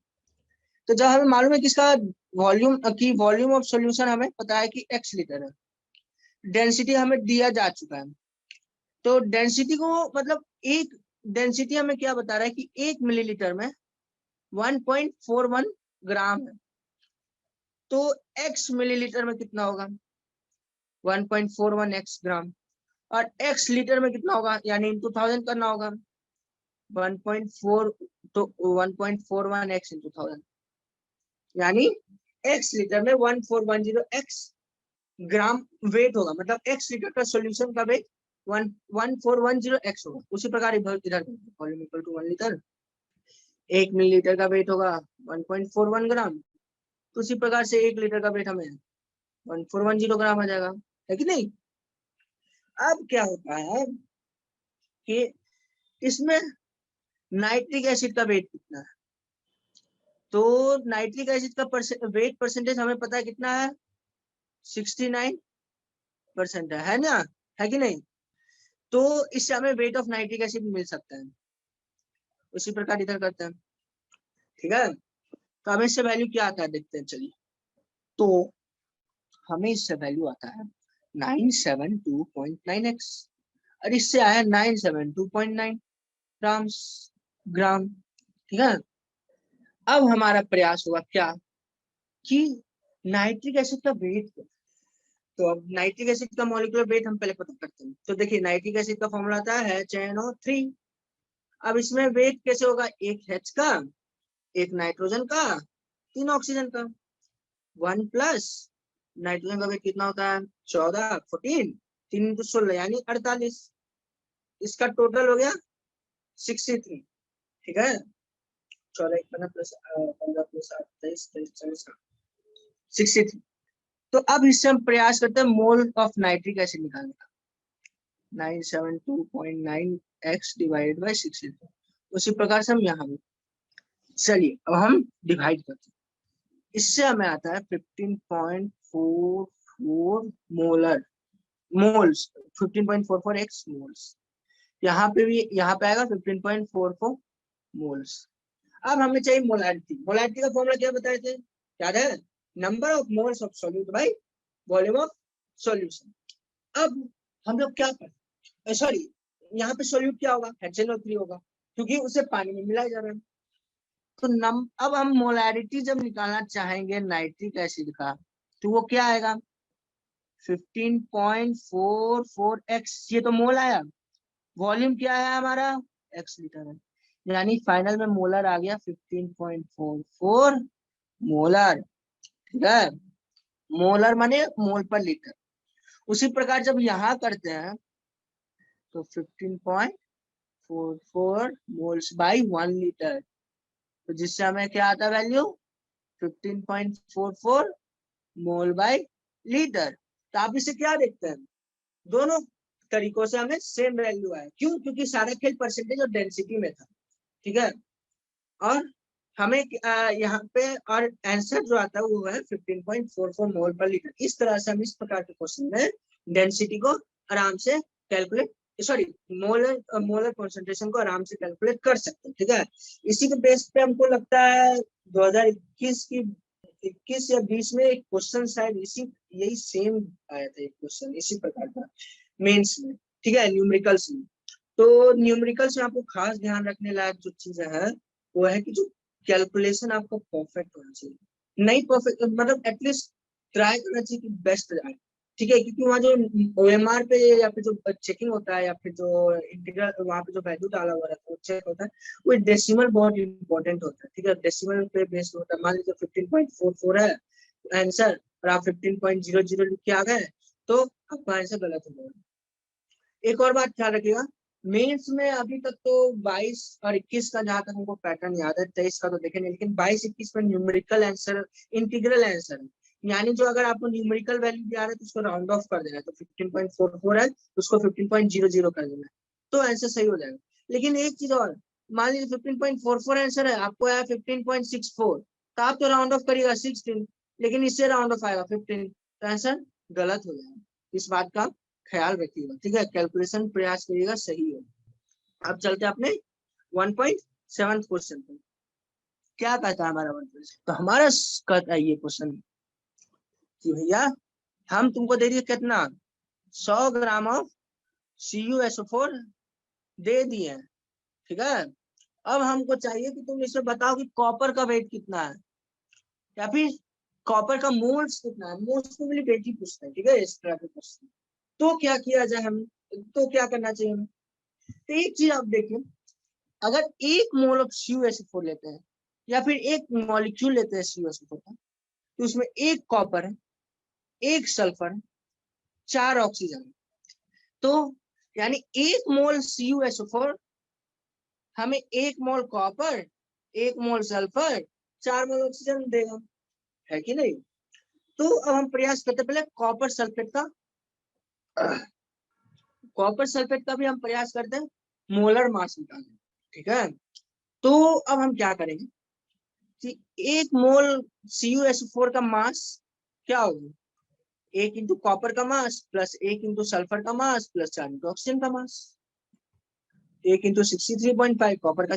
देखिए कॉपर वॉपर पर जनरली याद कर लीजिएगा, मोलर मास जैसे 20 के बाद के अगर एलिमेंट्स आते हैं तो जनरली क्वेश्चन में एटॉमिक मास दे देते हैं, पर अगर ना दे तो सेफ्टी के लिए प्रयास करिए कि आप 26 से लेकर 30 तक, मतलब एटलीस्ट फर्स्ट 30 या एटलीस्ट फर्स्ट 26-25 एलिमेंट्स का मॉलिक्यूलर एटॉमिक मास याद कर लीजिए। ठीक है, अब 1 इंटू सल्फर का वेट कितना होगा, सल्फर का वेट 32 प्लस 4 इंटू ऑक्सीजन का वेट। ठीक है, तो 63.5 प्लस 32 प्लस 64, तो कैलकुलेटर में अगर डालते हैं तो 4 2 6 6 3 96, 96 प्लस 6 3 5, तो 159.5 ग्राम क्या है, मोलर मास ऑफ CuSO4। तो अब हमको जितना ग्राम दिया प्रयास करते उससे मोल निकाल, तो mole of CuSO4 given is equal to given mass by molecular mass. कितना आता है वैल्यू, चलिए कैलकुलेट करते हैं। 100 डिवाइडेड बाय 159.5, 0.6263। एक बात बोलते हैं, प्रयास करिए कि जब भी आप वीडियो देख रहे हैं ना, तो वीडियो में कैलकुलेशन का जब पार्ट है तो आप वीडियो पॉज करिए और खुद से कैलकुलेट करिए, अब तब देखिए कि वैल्यू मेरा सही आ रहा है कि नहीं। ठीक है, अब क्या कि हमें 1 मोल CuSO4 1 मोल कॉपर देता है, तो 0.63 मोल CuSO4 कितना कॉपर देगा, 0.63 मोल कॉपर देगा। ठीक है, तो 1 मोल कॉपर, 1 मोल CuSO4 हमें 1 मोल कॉपर देता है, तो 0.63 मोल CuSO4 हमें 0.63 मोल Cu देगा। अब हम इससे मतलब हमको पता चल गया कि 100 ग्राम ऑफ कॉपर सल्फेट हमें 0.63 मोल ऑफ कॉपर देगा। अब उसका वेट निकालने का प्रयास करते हैं। 1 मोल कॉपर का वेट है कितना है, 63.5, है ना? तो अब हमको 0.60 मोल कॉपर का वेट कितना होगा, 0.63 इंटू 63.5, 40.05, सॉरी 40.00। ठीक है, तो इस तरह से हमारा कैलकुलेशन हो जाता है। ठीक है, अब देखिए एक दूसरा तरीका से करिएगा कि आप क्या करते हैं कि ये वाला कैलकुलेट नहीं करते हैं। ठीक है, मतलब क्या है कि इस प्रकार से आप कैलकुलेट करते हैं कि 0.63 इंटू 100 डिवाइडेड बाई 159.5, सॉरी 0.63, 63.5 कैसे दिख रहा है, ये कॉपर, ये CuSO4 का मोल इंटू कॉपर का वेट, तो उससे क्या होगा कि आंसर थोड़ा सा अलग आएगा। क्या आएगा आंसर, देखते हैं चलिए। 100 गुना 63.5 डिवाइडेड बाई 159.5, 39.811। ठीक है, तो देखिए मतलब जनरली इतना रेंज रहता है, प्लस और माइनस 0.5 इस तरह से रेंज रहता है एग्जाम में, या फिर जेई एडवांस मोस्टली और जेई मेंस में जनरली रेंज उतना दे देती है, टेंशन लेने का बात नहीं है। ठीक है, तो उतना एरर वो लोग संभाल लेते हैं, वो लोग रेंज दे देते हैं कि हाँ भाई इस तरह से कैलकुलेट करने पर ये आ रहा है, उस तरह से कैलकुलेट करने पर ये आ रहा है, तो चलो रेंज दे देते हैं, तो लोग रेंज दे देते हैं। ठीक है, तो आप टेंशन मत लीजिए। ठीक है, अब बढ़ते हैं हम अपने कौन से क्वेश्चन पे। हमारा अब हम प्रयास करते हैं 1.8 वाला क्वेश्चन। ठीक है, तो जो 1.8 क्वेश्चन है इसमें, अरे, अगर आप लोग को याद हुआ ये क्वेश्चन तो बताएं। तो इससे पहले ठीक हम लोग किए थे क्वेश्चन 1.3, याद है? तो ये जो 1.8 वाला क्वेश्चन है उसी पे बेस्ड है, पर वो पूछा है कि मॉलिक्यूलर फॉर्मूला क्या होगा। वो हमसे पूछ रहा है कि मॉलिक्यूलर फॉर्मूला क्या होगा। अब हो गया दिक्कत, मॉलिक्यूलर फॉर्मूला कैसे निकालें। तो देखिए मॉलिक्यूलर फॉर्मूला किस तरीके से निकाला जाता है वो मैं आपको बता, तो आप सोचना पड़ेगा कैसे निकालें। तो एक तो आपको कैसे निकाला जाए इसमें। तो एक चीज नोटिस करिएगा कि हम लोग पिछले बार में जो एम्पिरिकल फॉर्मूला आया था वो आया था Fe2O3। ठीक है, ये हमें आया था एम्पिरिकल फॉर्मूला। अब हमें जाना मॉलिक्यूलर फॉर्मूला, है कि नहीं। तो मॉलिक्यूलर फॉर्मूला जो होता है वो भी होता है Fe2O3। अब वो कहिएगा आप कैसे। तो देखिए ये सब मतलब क्या कहा जाए कि देखिए इस तरह के क्वेश्चन तो मतलब थोड़ा सा डाउटफुल रहता है, क्योंकि इस तरह के क्वेश्चन के लिए आपको मॉलिक्यूलर फॉर्मूला मालूम होना पड़ता है। ठीक है, कि आपको मॉलिक्यूलर फॉर्मूला याद हो। जैसे आयरन ऑक्साइड क्या है, आयरन ऑक्साइड 3 प्रकार के होते हैं, FeO, एक Fe2O3 और एक Fe3O4। जनरली इतने यही 3 प्रकार के होते हैं। ठीक है, तो आपको याद होना होगा। लेकिन जनरली क्या होता है ना कि क्वेश्चंस में क्या होता है कि वो आपको फॉर्मूला दे देते हैं, मतलब फॉर्मूला नहीं देते, सॉरी, वो आपको बता देते हैं कि मॉलिक्यूलर वेट ऑफ कंपाउंड कितना है। ठीक है, तो मॉलिक्यूलर वेट ऑफ कंपाउंड जैसे फॉर एग्जांपल अगर इसमें दे दिया होता, इसमें मॉलिक्यूलर वेट ऑफ कंपाउंड देता 159.69, कुछ ऐसे ऐसे कुछ देता। ठीक है, और लेकिन क्या कहते हैं और हम लोग जब क्या कहते हैं एम्पिरिकल फॉर्मूला देखते हैं, तो एम्पिरिकल फॉर्मूला से एम्पिरिकल वेट निकालते। ठीक है, तो एम्पिरिकल फॉर्मूला क्या आया हमें Fe2O3, तो इससे भी वेट निकालते, तो इससे भी हमें 159.69 आता। ठीक है, तो तब हम लोग क्या करते हैं, एन इक्वल टू लिखते हैं, n equal to molecular weight, मतलब weight of molecule given by weight of empirical formula. ठीक है, जिससे हम लोग 159.69 by 159.69 equal to 159.69 by 159.69 equal to 1 हो जाता। तब लिखते हैं फॉर्मूला कि molecular formula is equal to n into empirical formula. ठीक है, उससे हमें आ जाता। तो एन हमारा 1 था, तो molecular formula equal to empirical formula हो जाता है। ये क्वेश्चन में इस तरह था, लेकिन ये थोड़ा सा डाउटेबल क्वेश्चन है, मतलब उनको Fe2O3 मतलब याद आपको मालूम होना होगा तभी हो सकता है। लेकिन बहुत तरह के क्वेश्चन होते हैं, जैसे फॉर एग्जाम्पल हम आपको एक क्वेश्चन देते हैं, एक क्वेश्चन बताते हैं जैसे CH2O। ठीक है, एक क्वेश्चन सॉल्व किए जिससे हमें CH2O फॉर्मूला आ गया। ठीक है, लेकिन उससे बोला कि मॉलिक्यूलर वेट ऑफ कंपाउंड कितना है, कितना की 218 180 उसका मॉलिक्यूलर वेट है। ठीक है, तो अब हमको मॉलिक्यूलर फॉर्मूला चाहिए, तो एम्पिरिकल फॉर्मूला का वेट कितना आएगा यहाँ पे 112 प्लस 2 प्लस 16 32। अब हम एन निकालेंगे तो एन आएगा 180/30 इक्वल टू 6। तो हमें मॉलिक्यूलर फॉर्मूला इक्वल टू लिखना होगा 6 into molecular formula equal to 6 into यानी एन इंटू एम्पिरिकल फॉर्मूला।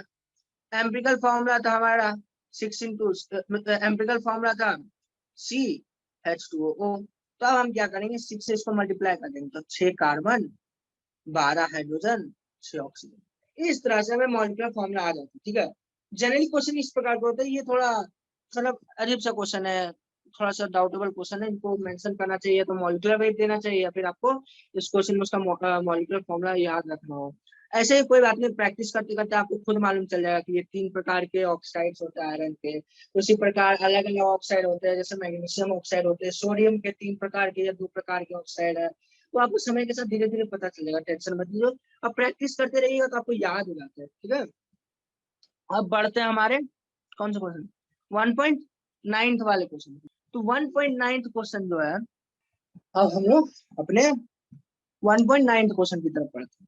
तो 1.9 क्वेश्चन हमारा क्या कहता है कि अब क्या है ना कि एटम्स जो होते हैं उनके अलग अलग प्रकार होते हैं, ठीक है। मतलब अलग अलग प्रकार नहीं, एक प्रकार से आपको अगर मालूम होगा, तो हमने जाना था कि मास में एटम्स जो होते हैं, एक होते हैं आइसोटॉप, आइसोबार, और एक होते हैं आइसोटोन्स, ठीक है।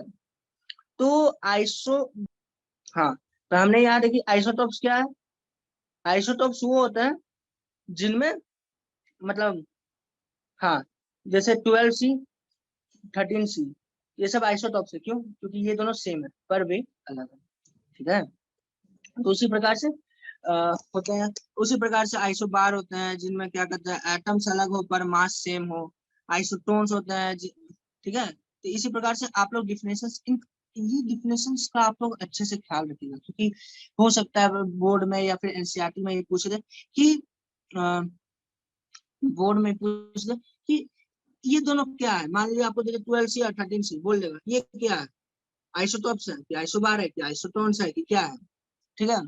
और नहीं तो फिर आपको दे देगा 14C और 14N, अब बोलेगा ये क्या है, आइसोबार है कि आइसोटॉप्स है कि आइसोटोन्स है। तो ये तो ये तो पता चला कि हमें क्या है, आइसोटॉप्स है, ठीक है।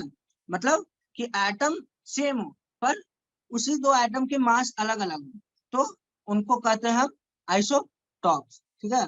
पर आइसोबार क्या है, आइसोबार उनको कहते हैं जिनका वेट सेम हो पर एटम ही अलग अलग हो, ठीक है। तो इनको आइसोबार्स कहते हैं, ठीक है। तो यहाँ पे हमें क्लोरीन के 2 आइसोटॉप्स दिए गए, ठीक है, कि क्लोरीन के 2 आइसोटॉप्स है। क्या क्या वो 2 आइसोटॉप्स हैं, चलिए हम देखते हैं वो दोनों आइसोटॉप्स क्या है।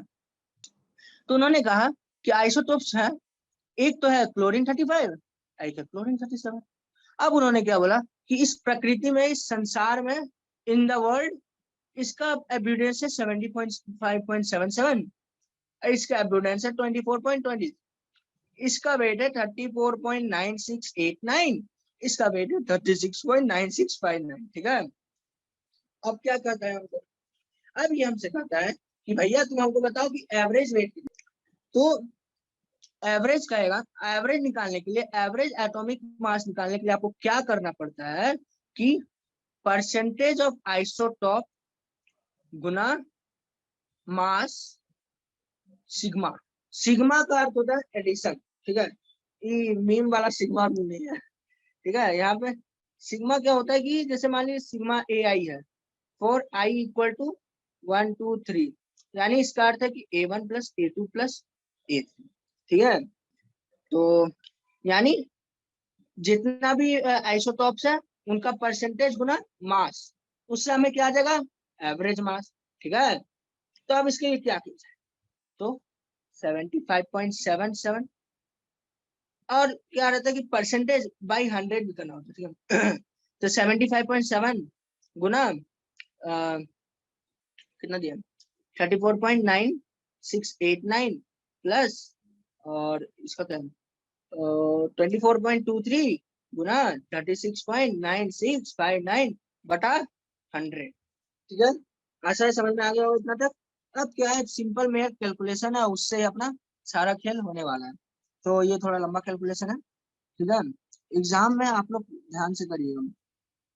तो चलिए 75.77 गुना 34.9689 क्या आता है हमें इससे, 2649.59355 प्लस 24.23 गुना 36.9659, 24.23 गुना 36.9659, यानी हमें टोटल में जो रिजल्ट आएगा वो होगा 3545.27731 by 100 इक्वल टू 35.45277731 ग्राम्स। ये हो गया। क्या पूछा उन्होंने? Atomic mass average of chlorine, तो यही उसका एवरेज मास होगा। ठीक है, ऐसा कुछ समझ में आया होगा। अब या फिर आप ऐसा कर सकते हैं इसको, सिंस सिग्निफिकेंट फिगर का खेल है ना, आपको मालूम है सिग्निफिकेंट फिगर का खेल है, तो यहाँ पे टोटल 6 सिग्निफिकेंट फिगर है, यहाँ पे 4 ही है, तो उस प्रकार से आप ऐसा कर सकते हैं कि इसको काट दीजिए, बस इतनी तकलीफ है। ठीक है, मतलब देख के आराम से। ठीक है, अगर वो सिग्निफिकेंट कंसीडर करने बोले तो इस तरह करिएगा, नहीं कंसीडर करने बोले तो आपको जितना डेसिमल करना है डालना, आराम से डालना। ठीक है, लेकिन अगर सिग्निफिकेंट फिगर बोल रहे कि we should consider considering significant, या कुछ भी बोल रहे कि सिग्निफिकेंट फिगर को हमें ध्यान में रखना है, तो सावधानी से कार्य कीजिएगा। ठीक है, अब बढ़ते हैं अपने अगले काम में। क्या कहता है अगला क्वेश्चन हमारा? अब आता है हमारा 1.10 क्वेश्चन। क्या कह दिया उसने कि भैया एक तो कंपाउंड है, क्या है, C2H6, उसका कितना मोल लिए हम? 3 मोल लिए हैं। अब क्या पूछता है, क्या हमें अब इसमें बताओ कि कार्बन एटम का मोल कितना है, हाइड्रोजन एटम का मोल कितना है, और number of molecules of ethane कितना है। ठीक है, तो अब पहले क्या करते हैं कि हम देखते हैं क्या करना चाहिए इसमें। तो आप सभी को याद है कि, मतलब याद नहीं, सॉरी, आप सभी बता सकते हैं कि 1 मोल इथेन अगर रहेगा तो वो हमें 2 मोल कार्बन देगा, 6 मोल हाइड्रोजन देगा, है कि नहीं? तो अब जब हम 3 मोल लेते हैं तो उससे हमें कितना कार्बन प्राप्त होगा? 3 मोल लेने पे हमें 6 मोल कार्बन प्राप्त होगा, है कि नहीं? और 3 मोल लेने पे हमें 18 मोल हाइड्रोजन प्राप्त हुआ। उचित है कि नहीं? तो क्या गलती है? सही है ना? अब क्या है, हम जाते थर्ड क्वेश्चन पे। तो बोला भाई कि हम तुमको 3 मोल ऑफ इथेन दिए हैं, अब हमें जानना है कि मॉलिक्यूल कितना है उसमें, तो कैसे निकालेंगे?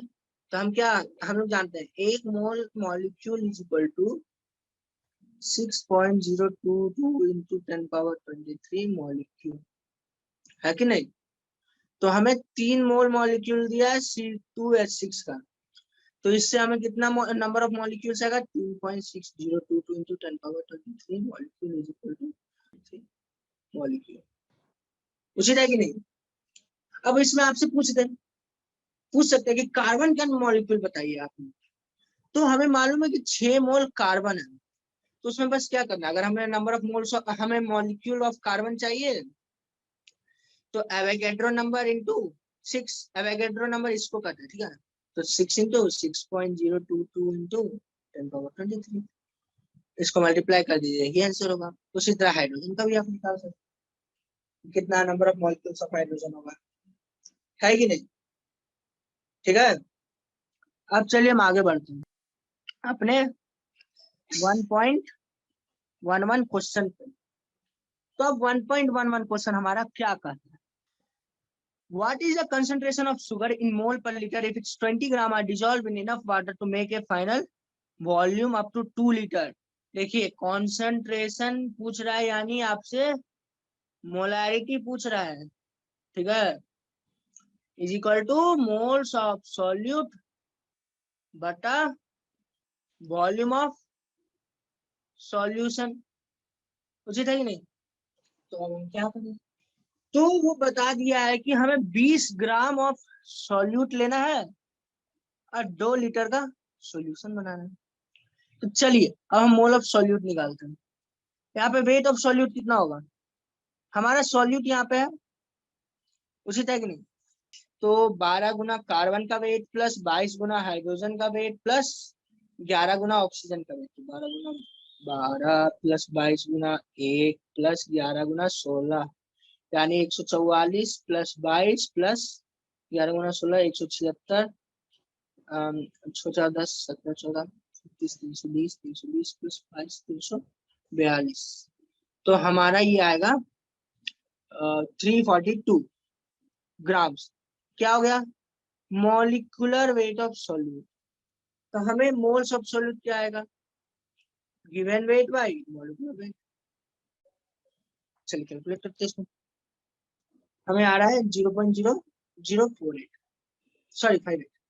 तो हमें मोल ऑफ सॉल्यूट पता चल गया, वॉल्यूम ऑफ सॉल्यूशन पता है, कॉन्सेंट्रेशन क्या होगा, यही है आपका। ठीक है, समझ में आ गया। अब हम करेंगे 1.12 क्वेश्चन। तो क्या कहता है हमारा 1.12, हाँ हमें दे दिया है डेंसिटी, क्या दिया है डेंसिटी, 0.793 किलोग्राम पर लीटर। उचित है। अब हम क्या करते हैं, क्यों बोल दिया हमसे कि अब कि मिथेनॉल तो हमको ठीक है, अब हमको चाहिए कि मिथेनॉल हम पानी में मिलाएंगे, एक सॉल्यूशन बनाएंगे जिसका कॉन्सेंट्रेशन कितना होना चाहिए, 0.25 मोलर उसका कॉन्सेंट्रेशन होना चाहिए, और भैया उसका वॉल्यूम 2.5 लीटर है। तो चलिए हम क्या करते हैं, सबसे पहले मोल्स ऑफ सॉल्यूट निकालते हैं। तो मोल्स ऑफ सॉल्यूट बता वॉल्यूम गिव्स हमें क्या देता है, मोलैरिटी देता है। तो मोल्स ऑफ सॉल्यूट क्या हो जाएगा, 0.25 इंटू 2.5 लीटर, है कि नहीं। चलिए तो इससे हो जाएगा कितना हो, 0.625। ठीक है, ये मोल्स आ गए। अब हम इससे वेट निकाल सकते हैं, वेट ऑफ सॉल्यूट। सॉल्यूट हमारा क्या है यहाँ पे, मिथेनॉल है कि नहीं। तो मिथेनॉल का फॉर्मूला होता है CH3OH। तो इसका वेट कितना होगा, 12 + 4 + 16 32, है कि नहीं। फिट आउट, एक कार्बन का वेट, 4 हाइड्रोजन का वेट, ऑक्सीजन का वेट, उचित है। तो अब हम इससे क्या करते हैं, वेट ऑफ सॉल्यूट निकाल लेते हैं। 32 गुना 0.0625 मिलियन, 32 गुना 32 गुना, अब हमें करना है 0.625। चलिए हमें वेट आ गया 22 ग्राम्स। ठीक है, अब हम इसको क्या करते हैं, किलो में बदल देते, तो कितना आएगा 0.02 केजी। ठीक है, अब हमें डेंसिटी क्या बताया गया भैया, कि भैया सुनो डेंसिटी कुछ इस प्रकार से है कि 0.793 केजी पर लीटर है। यानी इसका अर्थ क्या हुआ, अगर 0.793 केजी लेते हैं तो 1 लीटर वॉल्यूम होता है, तो 1 केजी लेंगे तो कितना हो जाएगा, 1/0.793 लीटर हो जाएगा। तो 0.02 केजी लेंगे तो कितना हो जाएगा, 0.02/0.793, यानी हम जो वॉल्यूम आएगा 0.02/0.793, यानी इसका अर्थ होगा 0.02522 लीटर्स। तो हमारा जो फाइनल आंसर होगा वो, हाँ सही है, 0.02522 लीटर हो। अब आप चाहे तो इसको मिलीलीटर में बदल दीजिए, तो मिलीलीटर में क्या हो जाएगा, 25.22 मिलीलीटर। ठीक है, इस प्रकार से हम लोग वॉल्यूम निकाल सकते हैं। मतलब ये सब कुछ स्पेसिफिक मॉडल है कि आपको ये दे दिया, कंसंट्रेशन दे दिया, वॉल्यूम दे दिया, तो ये डेंसिटी से ये निकालिए। मतलब इससे पहले एक और क्वेश्चन किए थे इसी के रिगार्डिंग डेंसिटी वाला। तो ये सब कुछ प्रकार के मॉडल से क्वेश्चन है जो जनरली समान तौर पे पूछे जा सकते हैं। ठीक है, बोर्ड्स में तो ऑब्वियसली पूछ ही सकते हैं, 99.99%, 99.99% चांसेस है। बोर्ड्स में न्यूमेरिकल, सॉरी मेंस में न्यूमेरिकल्स में पूछ सकते हैं। एडवांस में सब नहीं पूछते, ये सब थोड़े इजी लेवल पे होते हैं, ये सब थोड़ा और टफ पूछते हैं जनरली एडवांस में। ठीक है, आने वाले सवाल कुछ इजी है, पटापट हो जाएंगे। ठीक है, अब जैसे हमारा 1.13 क्या कहता है, प्रेशर इज डिफाइंड कैसे, फोर्स पर सरफेस एरिया, है ना। तो उससे ऐसा यूनिट क्या बन जाएगा, पास्कल इक्वल टू 1 न्यूटन पर मीटर स्क्वायर। देख लीजिए ऐसा यूनिट ऑफ प्रेशर पास्कल होता है, जिसको इस प्रकार से भी लिख सकते हैं। अब उन्होंने क्या कह दिया हमें कि भैया सुनो कि एयर किस प्रकार से है कि 1034 ग्राम पर सेंटीमीटर स्क्वायर, यानी हर एक सेंटीमीटर स्क्वायर पे 1034 ग्राम है। तो अगर हमको 1 मीटर स्क्वायर चाहिए, यानी 1000 सेंटीमीटर स्क्वायर चाहिए, तो इस पे कितना वेट होगा एयर का, बता सकते हैं। 1034 इंटू 1000 इतना वेट ग्राम होगा एयर का, यानी ऑलमोस्ट 1.034 इंटू 10⁻⁷। इसको हम क्या करते हैं, केजी में बदल डालते हैं। ठीक है। तो भैया हमको आगे कि आ, कि 1 मीटर स्क्वायर में कितना मास होगा एयर का। अब हम निकालते हैं वेट ऑफ एयर। देखिए एक बात बता देते हैं कि फिजिक्स में क्या होता है ना, कि थोड़ा फिजिक्स का खेल है, कि फिजिक्स में मास और वेट में अंतर होता है। मास तो ये होता है, पर वेट होता है अपना मास गुना ग्रेविटी या फिर एक्सेलरेशन ड्यू टू ग्रेविटी। तो मास होगा यहाँ पे 1.034 इंटू 10⁴, ठीक है। इसको जी से भी रिप्रेजेंट करते हैं, ठीक है। और इसका वैल्यू होता है जी इक्वल टू 9.8 मीटर पर सेकेंड स्क्वायर, ठीक है। तो ये हो जाएगा हमारा वेट। वेट क्या होगा, तो 1.034 यानी हमारा जो वैल्यू होगा 1.01332 इंटू 10⁵ न्यूटन। अब आप कहिएगा न्यूटन कैसे आया, तो देखिए वेट केजी में है, एक्सेलरेशन मीटर पर सेकंड स्क्वायर में है, और 1 न्यूटन इक्वल टू होता है केजी मीटर पर सेकंड स्क्वायर, ठीक है। तो इस तरह से हमें वेट आ गया। अब हमें चाहिए प्रेशर। तो देखिए ये वेट किसके लिए था, 1 मीटर स्क्वायर में इतना वेट था, ठीक है। 1 मीटर स्क्वायर में इतना वेट था, तो प्रेशर क्या होगा, प्रेशर था, प्रेशर है फोर्स बाय एरिया।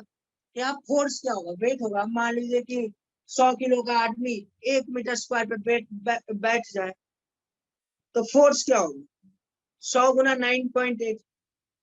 वो जिसपे वो बैठेगा उस पर फोर्स कितना लगेगा, 100 गुना 9.8। तो उसी प्रकार से तो हमारा यहाँ पे फोर्स हो जाएगा 1.0133 इंटू 10⁵। एरिया होगा 1, क्योंकि ये पर 1 मीटर स्क्वायर है, तो हमारा प्रेशर भी यही आ जाएगा। समझ में आया आप लोग को कि नहीं समझ में आया। जैसे फॉर एग्जाम्पल फिर से देखते हैं कि 1 मीटर स्क्वायर में हमको 1 मीटर स्क्वायर में हमें इतना वेट आया 1.034 इंटू 10⁴ केजी। उससे हम सॉरी मास इतना आया, अब उससे हम निकालिए वेट, ठीक है। देखिए एक और बात बताते हैं कि केमिस्ट्री में atomic weight atomic mass same रहता है, molecular weight molecular mass same रहता है। ये बस यहाँ पे इस प्रकार से ये फिजिक्स का थोड़ा कॉन्सेप्ट लग रहा है कि यहाँ पे वेट और मास का अंतर माना जाता है, ठीक है। तो यहाँ पे मास 1.034 इंटू 10⁴ केजी हो गया, weight mass into gravity acceleration due to gravity से निकाल लिया। याद रखिएगा जब न्यूटन में आपको कन्वर्ट करना है तो मास केजी में होना चाहिए, ग्रेविटी 9.8 मीटर पर सेकंड स्क्वायर यानी मीटर पर सेकंड स्क्वायर में ही होनी चाहिए।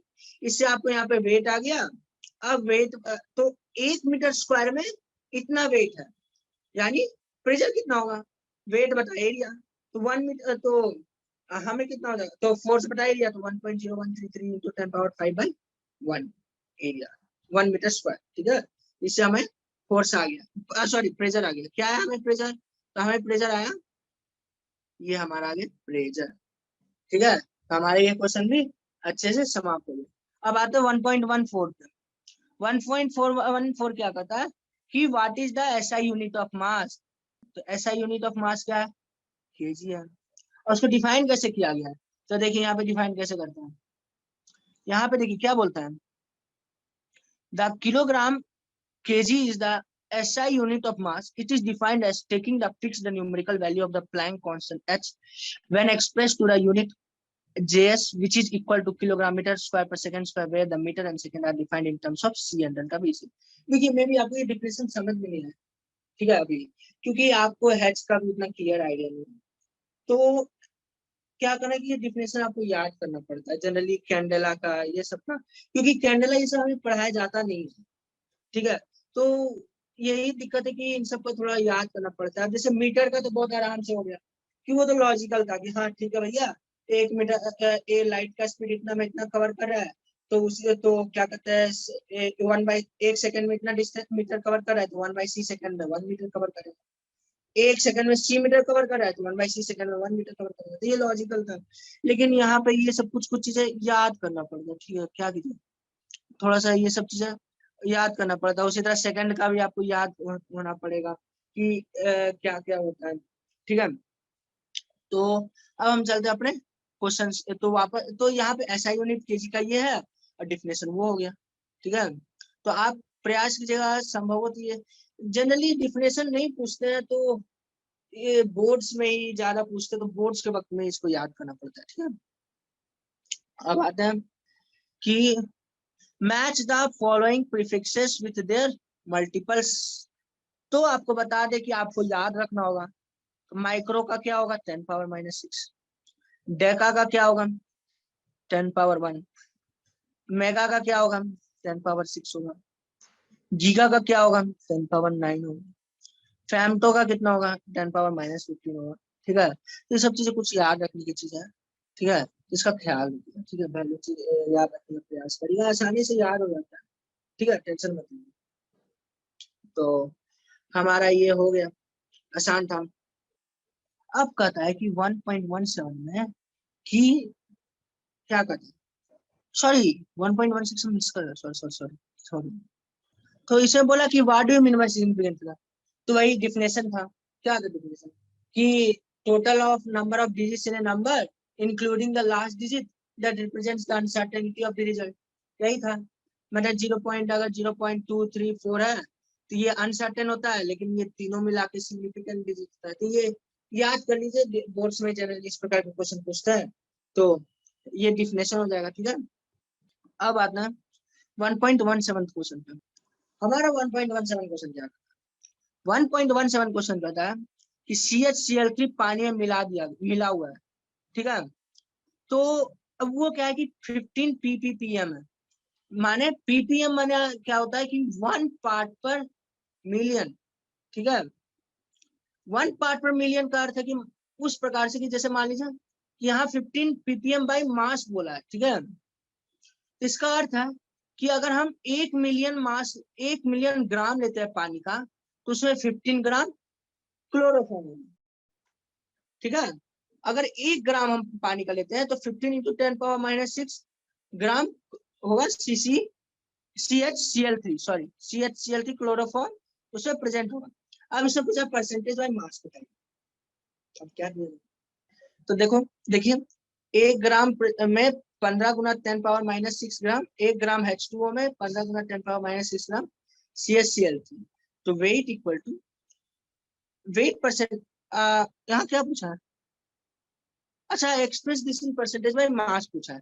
तो अगर आपको बता दें तो यहाँ देखिए एक फॉर्मूला है mass percentage, mass of solute by mass of solution गुना 100%। ठीक है, तो वही फॉर्मूला हम यहाँ लगाते हैं, mass of solute by mass of solution. यहाँ पे 1 ग्राम सॉल्यूशन में 15 into 10⁻⁻6 CHCl3%, mass percentage equal to 15 into 10⁻⁻6 1 into 100% यानी इक्वल टू 15 इंटू 10⁻⁻4%। यही आपका आंसर है। ठीक है, इसको आप इस प्रकार से लिख सकते हो 1.5 इंटू 10⁻³ ठीक है, उसी तरह अब क्या पूछा उन्होंने कि determine the molality of chloroform in the water sample. अब अभी कैसे किया जाए, तो देखिए मोलैलिटी अगर आपको याद होगा फॉर्मूला, तो उन्होंने क्या बोला मोलैलिटी का फॉर्मूला कि number of moles of solute by mass of solvent in KG. असल में क्या था कि 10⁻6 ग्राम 15 ग्राम रख रहा था, तो 10⁻6 ग्राम टोटल ग्राम था, तो 15 बहुत ज्यादा नेग्लिजिबल है 10⁻6 में। तो ऑलमोस्ट मान सकते हैं कि weight of solution is almost equal to weight of solvent. ठीक है, अब हमको क्या करना है कि ये हम देख रहे हैं कि 10⁻3 kg में 15 ग्राम ऑफ CHCl3 प्रेजेंट है। ठीक है, तो अब हमें क्या करना है कि सबसे पहले हम प्रयास करते हैं कि इसका मोल निकालते हैं। तो 15 गिवन बाई CHCl3 का वेट कितना होगा 12 + 1 + 3 × 35.5 इक्वल टू कितना होगा 13 + 119.5। ठीक है, इसको डिवाइड करते हैं 0.1255 यानी इतना मोल है। अब हमको चाहिए मोलैलिटी, तो मतलब 1000 kg में इतना मोल था, तो number of moles of solute यानी 0.1255 बाई वेट ऑफ सॉल्वेंट। कितना है 10 पावर 3 है। याद रखिएगा ये मोल्स में होना चाहिए, ये केजी में होना चाहिए, ठीक है। यहाँ देखिए number of moles of solute, mass of solvent in KG, इससे हमें आ गया 1.255 इंटू 10 पावर -4 मोलालिटी, ठीक है, समझ में आया। अब बढ़ते हैं अपने अगले क्वेश्चन की ओर।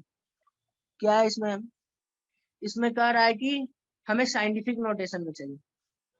अब आप बताइए अगर आपको मालूम है साइंटिफिक नोटेशन क्या होता है। देखिए साइंटिफिक नोटेशन क्या होता है कि किसी को भी जब हम इंटू 10 बी इंटू 10 पावर ए में रिप्रेजेंट करते हैं, इसको साइंटिफिक नोटेशन करते हैं, ठीक है। तो यहाँ पे जो हमारा फर्स्ट क्वेश्चन है 0.0048, इसको बी में क्या ध्यान रखना रहता है ना कि इसको हमेशा इस फॉर्म में लिखा जाए 2.3, मतलब पॉइंट से पहले जस्ट एक नॉन डिजिट और नॉन जीरो नंबर होना चाहिए। 2.3, 1.57, 9.23 इस प्रकार से। तो जैसे जैसे यहाँ पे 0.0048 है, इसको 4.8 इंटू 10 पावर -3 लिख सकते हैं। क्यों? क्योंकि डेसिमल को 1, 2, 3, हमको इसको 3 पीछे ले जाना है, यानी इसमें इंटू 1000 करना होगा। तो इसमें इंटू 1000 करना होगा, यानी हम इसमें क्या करेंगे into 1000 divided by 1000 into 10 power 3 divided by 10 power 3। तो इंटू 10 पावर 3 करने पर ये आया, डिवाइडेड बाई 10 पावर 3 हमें ये दे दिया, ठीक है। जैसे ठीक है, अब देखते हैं हम अपना सेकंड क्वेश्चन, सॉरी 1.18 में सेकंड। इसमें क्या था 234,000। तो यहाँ हमें पॉइंट को यहाँ लाना है, तो क्या करना होगा, इसको 10 पावर 5 से डिवाइड करना होगा, यानी यहाँ पे 10 पावर 5 से मल्टीप्लाई भी करना होगा। तो 2.34 इंटू 10 पावर। एक चीज का और ख्याल रखना कि सिग्निफिकेंट फिगर ना बदले, ठीक है, सिग्निफिकेंट फिगर ना बदले, ठीक है।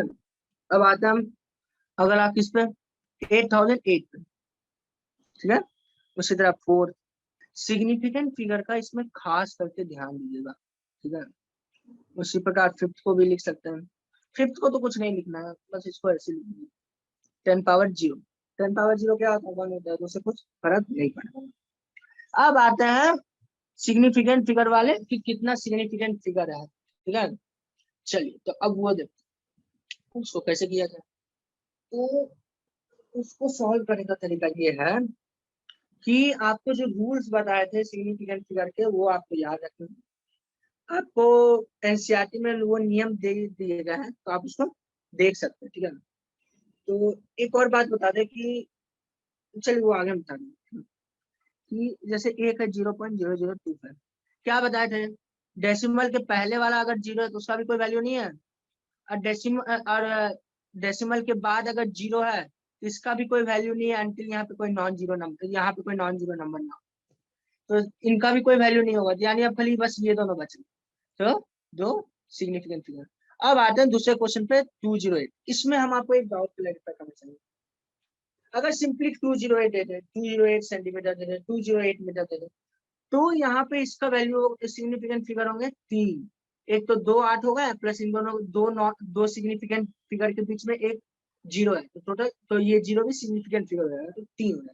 लेकिन अगर वही बोलते 208 बॉल्स, तो इसका अर्थ होगा यहाँ पे इनफाइनाइट फिगर है, इनफाइनाइट सिग्निफिकेंट फिगर है। मतलब यहाँ पे 208 बॉल्स बोल रहे हैं, 208 क्या कहते हैं क्लोथ्स बोल रहे हैं, 208 शर्ट्स बोल रहे हैं। मतलब कोई चीज जो एग्जैक्ट में हो, जो मल्टीपल हो, जो नंबर दर्शाते हो, ठीक है, उसके लिए आपको खास करके ध्यान रखना वो इनफिनाइट सिग्निफिकेंट होता है। बाकी इस तरह के नॉर्मल तरीके से हम लोग बता सकते हैं, ठीक है। अब तीसरा देखते हैं। तो जैसा सेकेंड वाले क्वेश्चन में नियम लगा है कि दो सिग्निफिकेंट फिगर के बीच में 0 सिग्निफिकेंट फिगर ही होता है, यहाँ पे 4 सिग्निफिकेंट फिगर होंगे। चौथे वाले में एक बात बता देते हैं, इसमें बताने भूल गया आपको कि जैसे इस तरह के नंबर हैं जिसमें डेसिमल्स नहीं है, ठीक है, जिसमें डेसिमल्स नहीं है और लास्ट में टर्मिनेटिंग जीरोज हैं, तो उनको सिग्निफिकेंट नहीं माना जाए, ठीक है। यहाँ पे 126.000 है तो 6 सिग्निफिकेंट होंगे, लेकिन सिंस यहाँ पे डेसिमल नहीं है तो यहाँ पे सिर्फ 3 सिग्निफिकेंट फिगर होंगे, इन टर्मिनेटिंग 000 को कंसिडर नहीं किया जाएगा। तो जैसे यहाँ पे था 234,000, यहाँ पे ये तीनों सिग्निफिकेंट जीरोज नहीं है, ठीक है, ये तीनों सिग्निफिकेंट नहीं है, इसलिए इन जीरो का कोई महत्व नहीं बनता है, इनको हटा दिया जाता है। ठीक है, ठीक है, ये नॉन सिग्निफिकेंट है। अब हम बढ़ते हैं, क्या किया जाए। अब हम अगले क्वेश्चन पर ध्यान देते हैं। इसमें एक क्वेश्चन है, हाँ, फिफ्थ वाले में कितने हो गए, जैसा हम बताया पहले कि डेसिमल के बाद वाले का जो सिग्निफिकेंट होता है, और दो सिग्निफिकेंट फिगर्स के बीच में जो जीरो होते हैं वो भी सिग्निफिकेंट होते हैं, तो इसमें 4 सिग्निफिकेंट फिगर।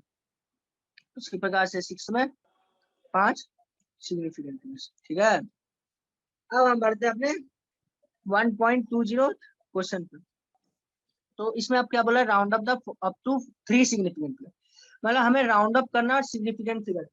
देखिए, राउंड अप करने वक्त में एक चीज ध्यान रखना है कि अगर मान लीजिए 3.21 है, मान लीजिए अगर हम इसको राउंड अप करना चाहते हैं यहाँ पे, तो अगर ये 5 से कम है तो ये वैल्यू वैसा ही रहेगा, और अगर ये 5 से ज्यादा है ये वैल्यू 1 बढ़ जाता है। और अगर मान लीजिए 5 है तो अगर ये ऑड है तो फिर ये उसका उसमें +1 कर देते हैं, और अगर इवन है तो उसको वैसा का वैसा ही छोड़ देते हैं, जैसे अभी आने वाले एग्जाम्पल्स में हम बताते हैं। ठीक है, जैसे 34.216 हमें चाहिए 3 सिग्निफिकेंट फिगर, तो 3 सिग्निफिकेंट फिगर कहाँ तक है, इतने ही तक है ना। तो step by step round up करते हैं कि पहले तो देखिए ये 5 से ज्यादा है, यानी जब हम इसको हटाएंगे तो यहाँ 1 के बदले आएगा 2, लेकिन ये 5 से कम है, यानी इसको जब हम हटाएंगे तो यहाँ पे 2 का 2 ही रहेगा, तो इसका जो राउंड अप फिगर आएगा वो होगा 34.2। ठीक है, अब दूसरा जो है 10.4107, ये इसको हटा दिए, तो सिंस ये 5 से बड़ा था तो यहाँ पे आएगा 1, लेकिन सिंस ये 5 से छोटा है, सिंस ये 5 से छोटा है तो यहाँ पे 1 1 ही रह जाएगा, और ये जो 1 है, ये जो 1 है ये क्या कहते हैं, छोटा है 5 से, इसलिए यहाँ 4 भी चेंज नहीं होगा। और हमारा जो नंबर था 10.4107, इसका थ्री सिग्निफिकेंट बस इतना तक ही आ रहा है। ठीक है, इसलिए मतलब इन तीनों को हटाना था, तो इन तीनों को हटाने के बाद हमें जो नेट रिजल्ट आया वो यही है। ठीक है, उसके बाद क्या आता है 0.04597। अब देखिए इसमें क्या है, हमारा सिग्निफिकेंट फिगर जो 3 है वो यहाँ तक, क्योंकि ये दोनों जीरो सिग्निफिकेंट नहीं है। अब सिंस ये 7 5 से बड़ा है तो हमें +1 इसमें करना होगा।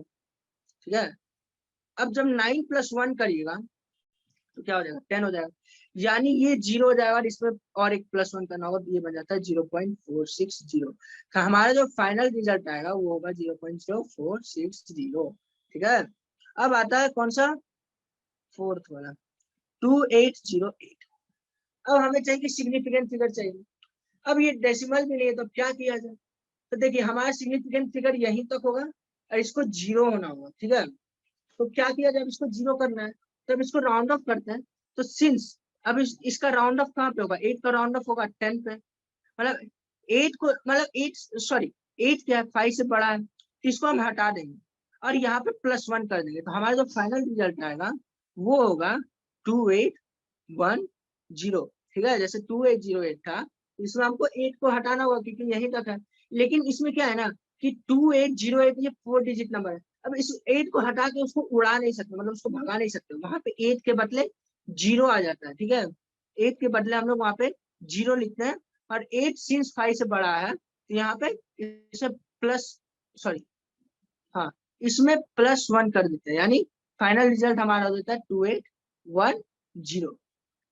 तो अब हम लोग देखते हैं अपना 1.21 क्वेश्चन। ठीक है, तो जो 1.21 क्वेश्चन है उससे जो मास ऑफ नाइट्रोजन दिया है और मास ऑफ ऑक्सीजन दिया है। ठीक है, मास ऑफ नाइट्रोजन में कितना ग्राम है, 14 ग्राम, 14 ग्राम, 28 ग्राम, 28 ग्राम, तो ये 16 ग्राम हो जाएगा, 32 ग्राम हो जाएगा, 32 ग्राम होगा, 80 ग्राम होगा। ठीक है, अब हम आपको एक बात बताना चाहिए कि कुछ लॉ ऑफ कॉम्बिनेशन होते हैं। ठीक है, वो क्या होते हैं लॉ ऑफ कॉम्बिनेशंस, तो वो आपको बताते हैं। तो देखिए, एक तो लॉ ऑफ कॉम्बिनेशन होते हैं, लॉ ऑफ डेफिनेट प्रोपोर्शंस होते हैं। तो देखिए लॉ ऑफ डेफिनेट प्रोपोर्शन का यूज करके ये क्या कहता है कि given compound always contains the exact same proportion of elements by weight, तो उसका यूज करके हम इसमें इंटू टू इन दोनों में कर देते, ठीक है।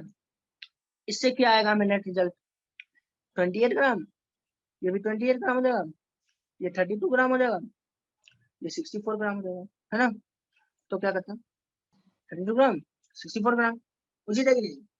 अब इससे हमें पता चलता है लॉ ऑफ मल्टीपल प्रोपोर्शंस क्या कहता है कि if two elements can combine form more than one compound, the masses of one element that combined with a fixed mass of another element are in the ratio small whole number. जैसे यहाँ पे तो hydrogen और oxygen water form कर रहा है जिसमें 2:16, और दूसरा में हाइड्रोजन और ऑक्सीजन हाइड्रोजन पेरोक्साइड फॉर्म कर रहा है तो 2:32 था, यानी 1 से 16 और 1 से 32, तो जो रेशियो है 16:32, ये 1:2 था होल नंबर में, ठीक है। तो उसी प्रकार से हम यहाँ पे भी होल नंबर निकाल सकते हैं। इसमें होल नंबर निकालने की क्या करना पड़ता है, सबसे पहले तो हाँ होल रेशियो निकालने की क्या करना पड़ता है, पहले तो कोई एक एटम को उसका मास को फिक्स करना पड़ता है, ठीक है, मास को फिक्स करना पड़ता है। तो हम लोग यहाँ पे नाइट्रोजन को फिक्स कर, आप ऑक्सीजन के भी रेस्पेक्ट में निकाल सकते हैं, पर हम यहाँ पे नाइट्रोजन के रेस्पेक्ट में निकाल, मास फिक्स करने के बाद उसके बाद निकालते रेशियो, कैसे निकालते हैं, इन मासों का रेशियो निकालते हैं 32:64:32:32 इक्वल टू 1:2:1, सॉरी 2:4:2:5, ठीक है। तो यहाँ पे हमें क्या पता चला कि यहाँ पे हर एक जो है क्या है होल नंबर है कि नहीं, होल नंबर है ना, तो ये सभी होल नंबर है। तो ये हमें बताता है कि ये हमें लॉ ऑफ कौन सा बता रहा है, मल्टीपल प्रोपोर्शंस बताता है, ये वाला, ये लॉ ऑफ मल्टीपल प्रोपोर्शंस, ये लॉ बताता है, ठीक है। और ये जो हमें वैल्यू आ रहा है ये हमें दर्शा रहा है कि ये law of multiple proportions rule को फॉलो करता है, ठीक है। इसमें क्वेश्चन क्या पूछा कि which law of chemical composition is obeyed by the above experimental data, तो लॉ ऑफ मल्टीपल प्रोपोर्शन और उसके बाद उसका डेफिनेशन यहाँ पे दे दो, ठीक है। अब इसमें क्या है कि हमारा ए पार्ट तो हो गया, पर अब आता है दूसरा बी पार्ट पे। इसे क्या बोला 1 किलोमीटर इक्वल टू कितना मिलीमीटर, याद है 10⁻³ मीटर इक्वल टू 10⁻6 मिलीमीटर, क्योंकि 1 मीटर में 10⁻³ मिलीमीटर होता है, और उसमें पिकोमीटर बोला है, तो 10⁻6 एक मिनट आपको बता देता हूँ, देखिए एक metre equal to 10⁻³ millimetre equal to 10⁻9 picometre. तो यहाँ पे 10⁻³ मीटर हो गया, 10⁻6 मिलीमीटर हो गया, 10⁻12 पिकोमीटर हो गया। उसी प्रकार आप आगे वाले भी कॉम्पोजिशन आगे वाले भी बदल सकते हैं, जैसे फॉर एग्जांपल ये वाला जो है, ठीक है, ये क्वेश्चन जो है, तो इसमें 1 मिलीग्राम इक्वल टू कितना होगा 10⁻⁻6 kg, ठीक है। वो आप टेबल देख कर सकते हैं, जैसे फॉर एग्जांपल यहाँ पे क्या होगा कि 1 kilogram equal to 10⁻³ gram equal to 10⁻6 milligram equal to क्या बताइए, सॉरी यहाँ पे 10⁻−12 पिकोमीटर होगा, सॉरी 10⁻−12 पिकोमीटर, जिस समय यहाँ 10⁻15 पिकोमीटर है, हाँ अब सही है, ठीक है। अब क्या एक 10⁻³ ग्राम है, 10⁻6 कौन सा बोला इन्होंने मिलीग्राम हो जाएगा, सॉरी 10⁻³ ग्राम है तो 10⁻6 मिलीग्राम हो जाएगा। कैसे 1 ग्राम इक्वल टू 10⁻³ मिलीग्राम और इक्वल टू 10⁻9 नैनोग्राम, उचित है कि नहीं, ठीक है। उसी प्रकार यहाँ पे 1 millilitre equal 1 metre equal to 10⁻³ millimetre equal to 10⁻12 picometre, है ना, सही है कि नहीं। तो इस तरह से 10⁻3, तो इससे हमें आ जाएगा 10⁻3 नैनोग्राम, उचित है कि नहीं। अब हम बढ़ते, क्या पूछा इन्होंने नैनोग्राम, तो मतलब एक मिलीग्राम इक्वल टू कितना हो जाएगा 10⁻−6 kg। अब हम थोड़ा सा क्या है कि अब मिलीग्राम और नैनोग्राम में कैसे रिलेशन पता करें, तो देखिए 10⁻6 मिलीग्राम इक्वल टू था 10⁻12 नैनोग्राम, तो 1 मिलीग्राम इक्वल टू 10⁻6 नैनोग्राम, ठीक है। इस तरह से हम रिलेशंस निकाल सकते हैं, ठीक है। अब बढ़ते अपने अगले क्वेश्चन की ओर, क्या 1.22। तो इन्होंने बोला कि अगर लाइट का स्पीड 3.0 इंटू 10⁸ मीटर पर सेकेंड है तो डिस्टेंस कितना कवर करेगा इन 2.2 नैनो सेकेंड। तो डिस्टेंस का फॉर्मूला क्या है, speed into time. 3.0 into 10⁸ 2.2 nano second है। सिंस यहाँ मीटर पर सेकेंड है तो सेकेंड है, इसलिए इसको भी सेकेंड में बदलना होगा। 10⁻⁹ है कि नहीं, ठीक है। एक सेकेंड में 2.00 था, सॉरी हाँ 2.00 इंटू 10⁻⁹ सेकेंड होगा। क्यों, क्योंकि एक सेकेंड में 10⁻⁹ नैनो सेकेंड होता है, एक नैनो सेकेंड में 10⁻⁹ सेकेंड होगा। तो 6 इंटू 10⁻⁻, यानी 0.6 मीटर ट्रेवल करेंगे, ठीक है। सिग्निफिकेंट फिगर का अगर चाहे तो आप ध्यान रख सकते हैं, तो सिग्निफिकेंट फिगर के अनुसार यहाँ पे नहीं, हाँ सिग्निफिकेंट फिगर के अनुसार सही है यहाँ पे 6 पॉइंट, ठीक है। अब सब कुछ सही है। अब बढ़ते हैं अगले क्वेश्चन की। हमारा कौन सा क्वेश्चन है, 1.23 है ना। चलिए, इसमें इन्होंने क्या बोला कि हमें लिमिटिंग रिएजेंट पता करना अगर है तो चलिए अब हम अपने 1.23 क्वेश्चन को देखते हैं, ठीक है। तो उसमें क्या किया जाए, तो इसमें क्या है कि 300 एटम्स ऑफ ए है और 200 मॉलिक्यूल्स ऑफ बी है। तो देखिए तो 200 मोल्स ऑफ बी है, तो B2 का कितना मॉलिक्यूल्स होगा एक बार बता सकते हैं आप। 100 मॉलिक्यूल्स होंगे, ठीक है कि नहीं, क्योंकि 200 मॉलिक्यूल्स है बी के, तो B2 के 100 होंगे, क्योंकि आधा करना होगा ना, 2 बी मिलके एक B2 बनाते, तो 200 बी थे तो 100 B2 होंगे। अब क्या है, आप रिएक्शन में देख सकते हैं कि A plus B2 gives AB। हमारे पास 300 एटम्स ऑफ ए है और 200 एटम्स ऑफ बी है, ठीक है। तो 100 मॉलिक्यूल्स ऑफ बी है, तो यहाँ पे आपको क्या लगता है लिमिटिंग कौन होगा, बता सकते हैं।